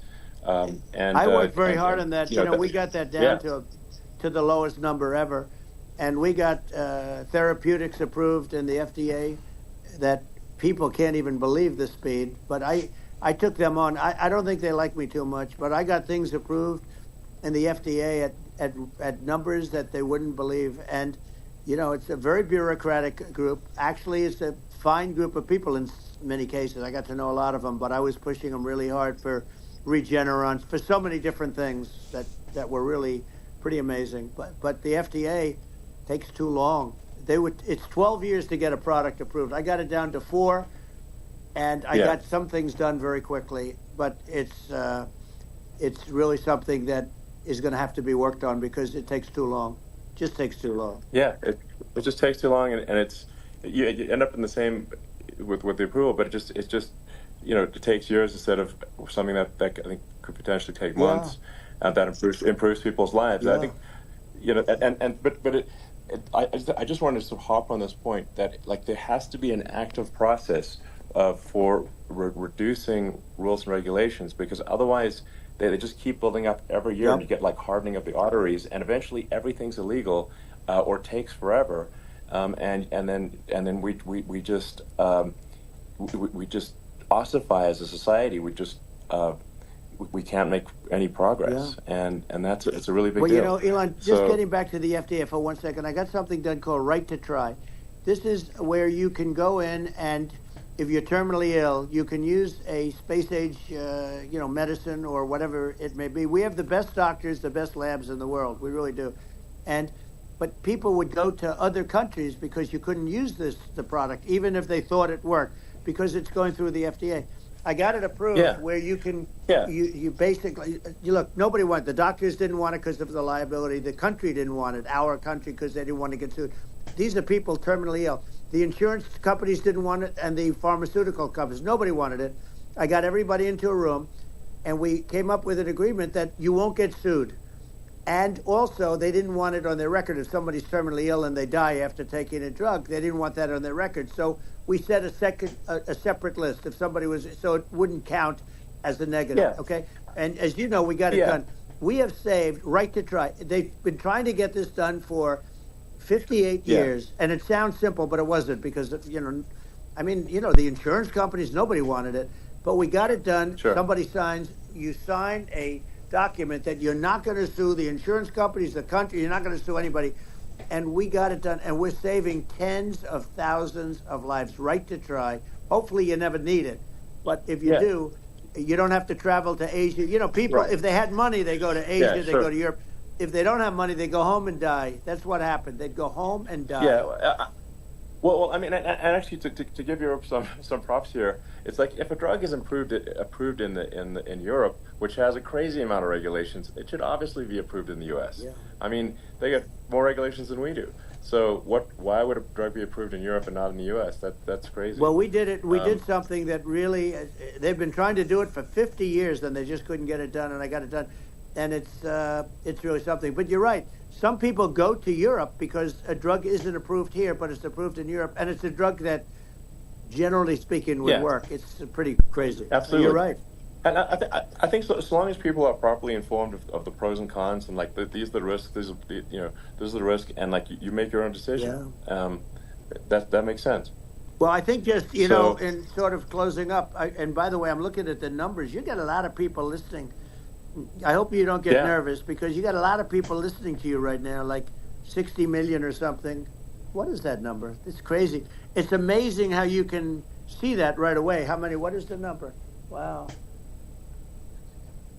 What is it? Well, wow. I think in terms of people, that's bigger than you said. You said 25, and you're much more than double that number, 25 million. I think you're going to be 60 or 70, and I guess over a period of time. Hey, I congratulate you. Do I get paid for this or not? Well, I think actually in terms of the number of people that will hear this conversation over the next few days to weeks, it's going to be hundreds. That's what they say. Yeah, that's good. Well, look, it's an honor. I just asked this: are you better off now, or were you better off when I was president? Nobody's better off now. People, we put out polls on that, and nobody's better off now. Inflation has killed it, and they also feel very unsafe. You look at what's going on with a lot of different things. You look at the riots we had at the colleges over. I mean, it's ridiculous, but all of the riots, they just feel unsafe. And now they really feel unsafe because you have a new form of crime. It's called migrant crime. I call it Biden migrant crime. Maybe I'll call it Kamala migrant crime. But I mean, with all these things, I always try to get to the ground truth by just asking people. And my mom lives in New York, and I was like, Mom, do have any of your friends been attacked or assaulted? And she said, yeah, 3 of her friends in 3 separate incidents were assaulted just in recent months, just walking around the streets of New York. And I said, well, what happened to the people that assaulted them? Oh, nothing. They got away. And they just know they always get away. Nothing's going. And they don't even bother reporting it because they know that they're not going to people are not going to get prosecuted.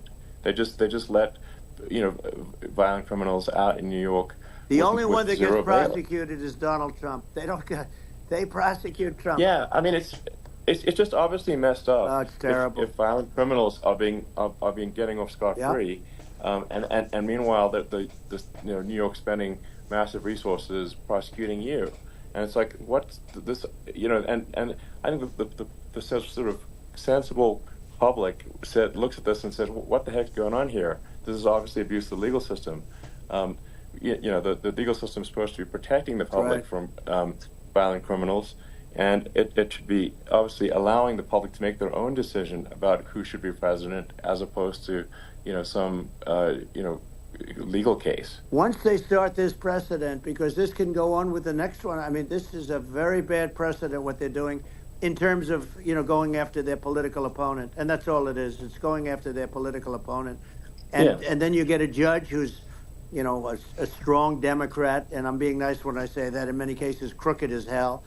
But you get a judge, and you go into an area where a Republican gets 3 or 4% of the vote, and you'll have a jury pool with people that hate Republicans or hate. It could also be the other way, though, because it could start the other way in areas where they hate Democrats, and you get into a Pandora's box. It's a very dangerous thing for this country, and a very dangerous thing even for the state. New York City is losing. New York City and state lose a lot of business over what they did to me, because these people say, we don't want that to happen to us. That's no justice system.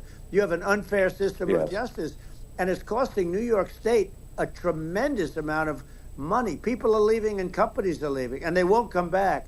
So, all of that stuff is important. But the economy now is the big thing, and we can turn that economy up so fast, and people are going to be back again. We're going to get rid of inflation. I think there's a lot of opportunity. Right, absolutely. So, and I just want to congratulate you. You've done an amazing job. You have definitely got a fertile mind, You know, we can talk. You and I can talk about rockets. Well, it's kind of you to say. Thank you. Tunnels. We can talk about tunnels and rockets and electric cars. So many things.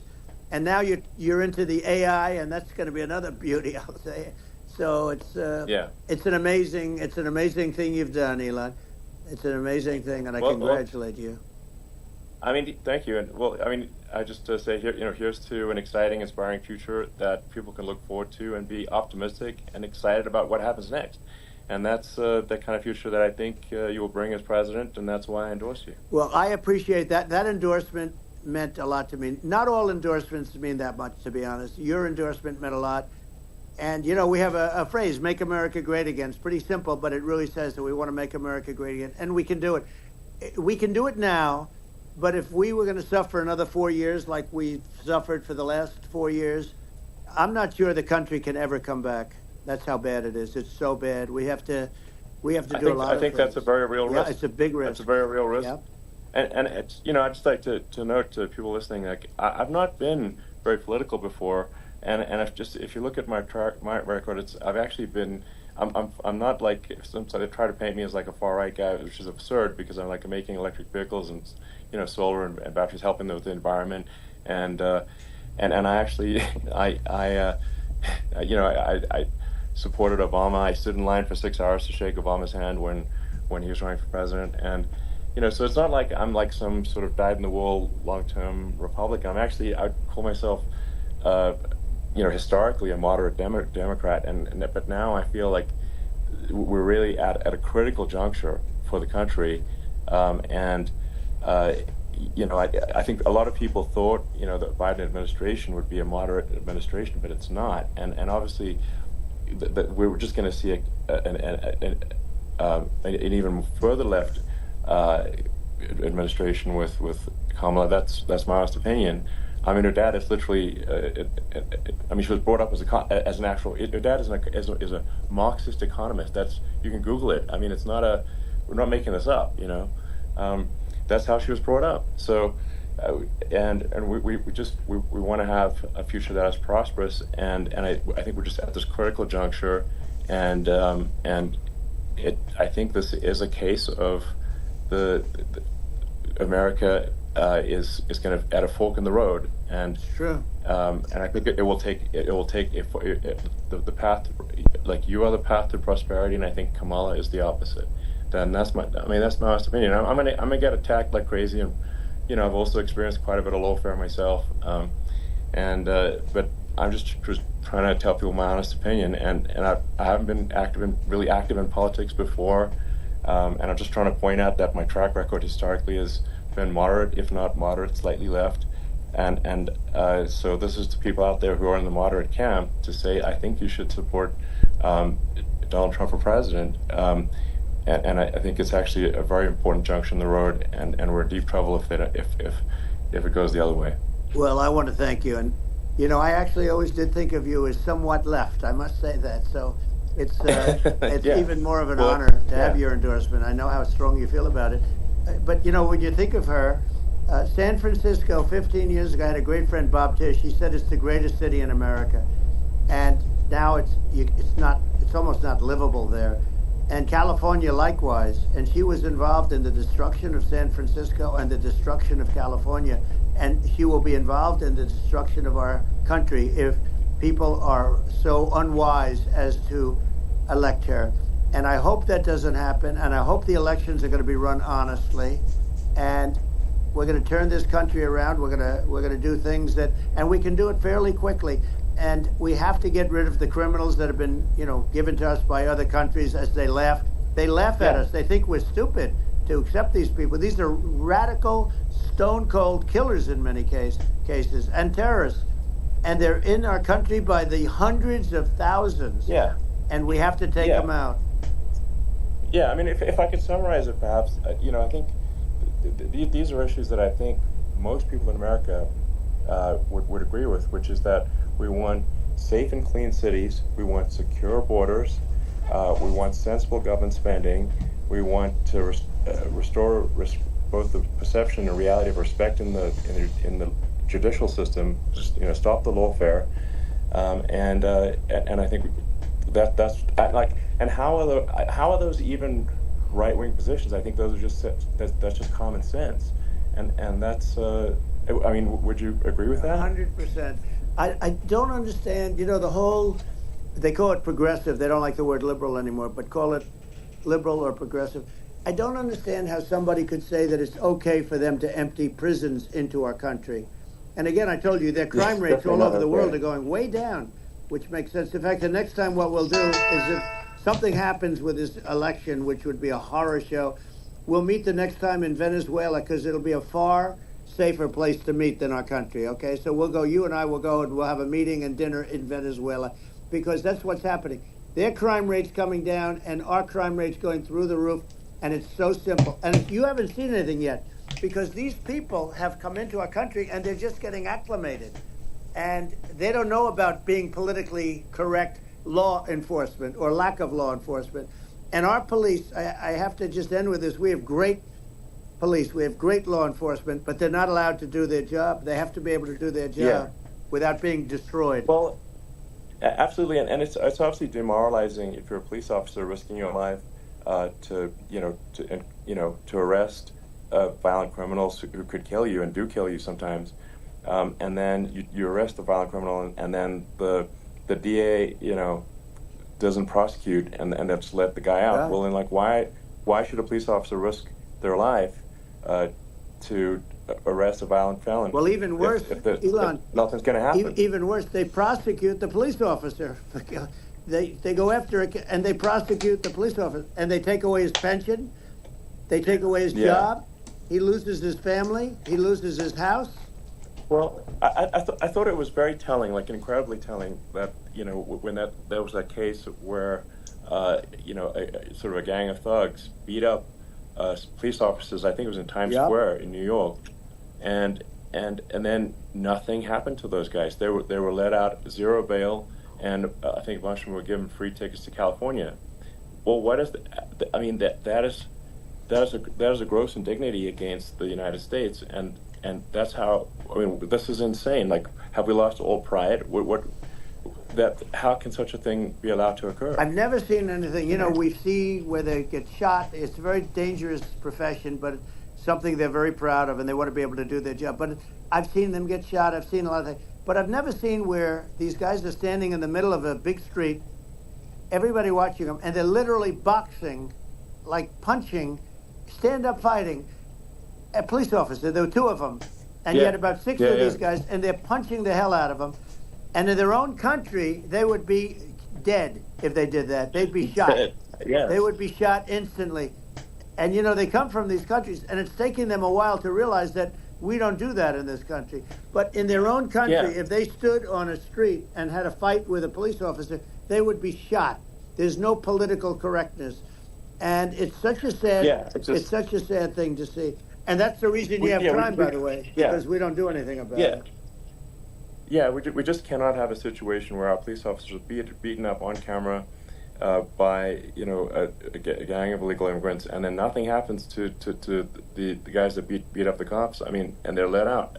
This is unacceptable. Well, we're going to change it, and we're going to get them out of the country. When I first got involved, they said you couldn't get them back to these countries. You couldn't take them back. In the case of Guatemala, Honduras, El Salvador, some others, you couldn't get them back. And I said, really? Oh, you can't get them back? Because under Obama, he couldn't get them back. They'd fly them in, and they'd put planes on the runways in these countries so you couldn't land a plane. They'd bring them back. And the generals told me, sir, we can't bring them back. The countries won't accept MS-13 gang members. They won't accept them. And I said, really, how much do we pay these various countries in terms of economic aid, which is also somewhat ridiculous? And the answer was $750 million. I said, good. Tell them they're in default, they're delinquent, we're not paying them anymore because they won't accept it. And you know what happened? They all called me, every one of them. They said, we would be honored to take them back, sir. We would be honored. It was so easy. But it's one of those things. And we got them back. We took in so many. The MS-13 is probably the worst gangs in the world. They're the most vicious, violent. We took them out of here by the thousands and got them out of here. And their countries took them back. And because I said you're not getting any more economic aid, And once I said that, they were nice. They wouldn't take them back for Obama. They wouldn't take them back for anybody. And now we have a problem because we have this guy, and they don't take him back anymore with Biden because they don't respect him. Yeah. It's just gotta be done. We just can't have whether they're citizens or not citizens. We can't have, because they won't prosecute citizens either, not just illegals. So you can't have violent, repeat violent offenders that are not that don't get incarcerated. That's right. Because they will obviously, by definition, continue to hurt people. And I think where part of this comes from is that there's and I do sort of consider myself liberal in some ways. I mean, it's just that you want to have empathy for people. Obviously, you want to have empathy for people. I totally agree with that. You want to have empathy, but you also have to have empathy for the victims of the criminals. And if you just have empathy for the criminals, it's actually shallow empathy. It's not real. You're not thinking. You're one layer deep empathy. You got to say, like, what if you don't incarcerate this person? Who are they going to hurt? Who are they might kill someone. They might rape someone. If you don't incarcerate them, you have to have empathy for the victims. And there's a lack of empathy for the victims of the criminals, and too much empathy for the criminals. It doesn't make sense. That's why you want to have deep empathy for society as a whole, not shallow empathy for criminals. Right. And we have to give our police officers the dignity and the respect that they deserve. And we have to let them do their job. They can do a great job, but we have to let them do their job. And if we don't do that, it's going to all disappear. There's never been a society like this where you're allowed to do anything you want and nothing happens. And I'm talking about violent crime. And it's going to get more violent because these are really, really violent people. And we're going to get them out of our country, and we're going to get them back to because they were sent here by the presidents and by the various people that run those countries. And I know every one of those guys.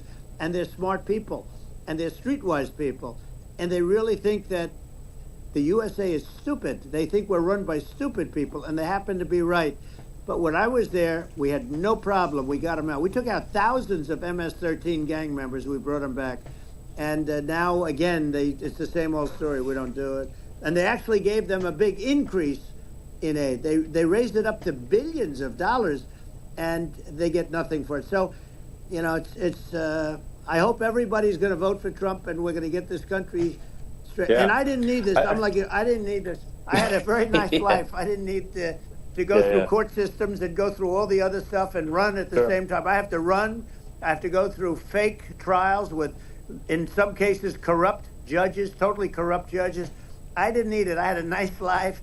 I have great locations. I have beautiful oceans that I have places.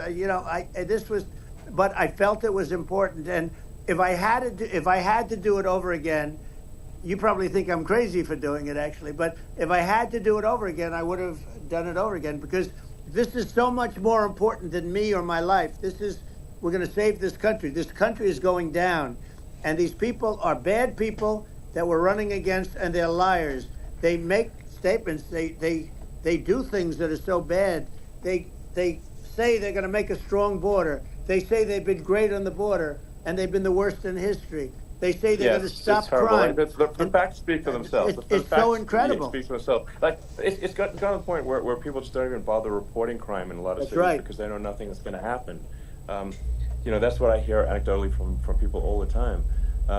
So it's just my values. I'm just saying to people out there, like the things I think are important for the future is like we've got to have safe cities, we've got to have secure borders, we've got to have sensible spending, and we've got to have deregulation, and so we can have a prosperous future. And then we want to have some exciting sort of moonshot projects that people can get fired up about, and that's the future I'm looking for. And I'm pro-environment, but I'm not against. I'm not like I don't think we should vilify the oil and gas industry because they're keeping civilization going right now, and but I do think we want to move at a reasonable speed towards a sustainable energy economy. Those are my values, and I think and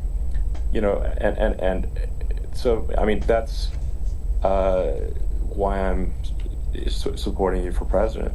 Well, I appreciate. We're going to give incentive to companies to come into our country, not to leave our country. We're going to be giving tremendous incentives. We want companies to build here, not to build in other locations, and we want to create jobs. And again, it's about the American dream. You don't hear about the American dream anymore, Elon. You don't hear. You're the American dream in the truest sense, but you don't hear about the American dream anymore, and you're going to hear about it. People, they need that incentive to go out and do it, and they're going to love their lives. I mean, they're going to look forward to getting up in the morning and going to a job that they love, not a job that they can't stand, or not any job at all where they have no money, where they literally have no money, and then they end up with violence and lots of other problems. No, we're going to do some great things, and I learned a lot in the first. We had a great economy and all of that. We rebuilt the military, we did so much, but I also learned the best people. I learned the good people, the smart people, the dumb people, the people that can do things. The people, you learn. When I first came in, I tell people I was in Washington D.C. only 17 times, according to the fake news media.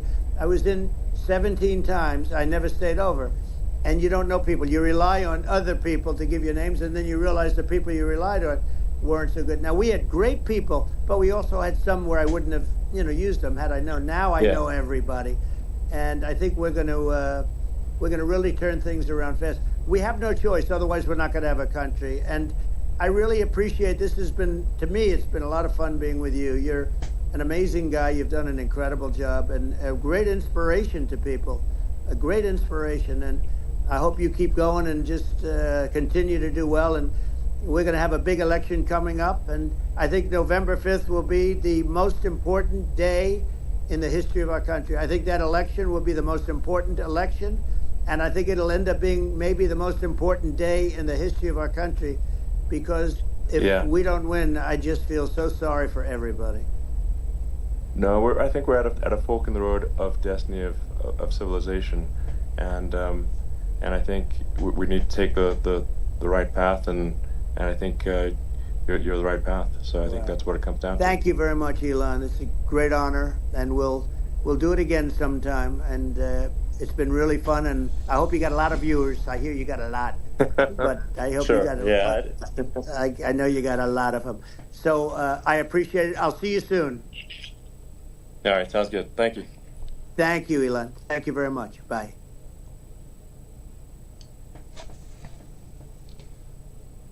All right, I think that's it.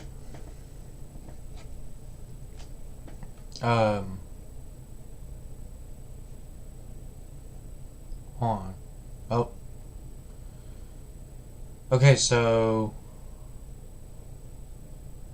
Alright, so the space is finally done. Alright, let me just check something real quick.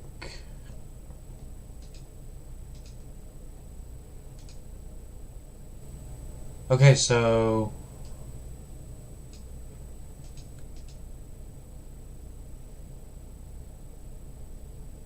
Then, okay, well, why is the United States paying this? Okay. Alright, so I was able to record all that. Alright, so like I said, that was just the first ever space on X between Donald Trump and Elon Musk. And I gotta say, I liked it. It was... I liked the conversation that they had. And I liked the things that they talked about, where it was immigration, the economy, dealing with other presidents of other countries. And I also thought that Elon Musk had a good point about this government spending program thing, where they would monitor how the governments would spend their money and how it would affect the economy. That kind of sounds like a good idea. I would kind of like to see that in practice. And there were some really good wholesome moments between Trump and Elon Musk. I just love seeing them get along with each other. It was pretty cool. Alright, so I'm guessing everyone's starting wrapping up everything.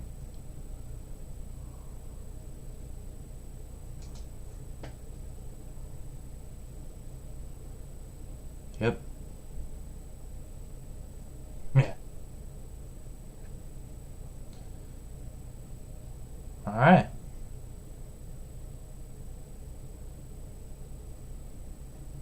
Yeah, so everyone's starting to talk about it now. It makes sense because it is Trump and Elon we're talking about. Let me check something again.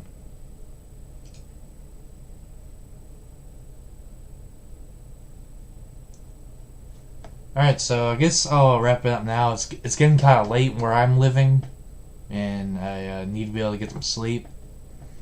Like I said, that was a pretty interesting meeting to witness. I thought it was pretty cool to witness two legendary men talk to each other just like a normal guy talk. It was pretty cool. Let me know what you guys thought about this meeting. Did you think it was good? Was it worth it watching it all? Let me know. Thank you all for tuning in, and I will see you all in the next live stream. See ya.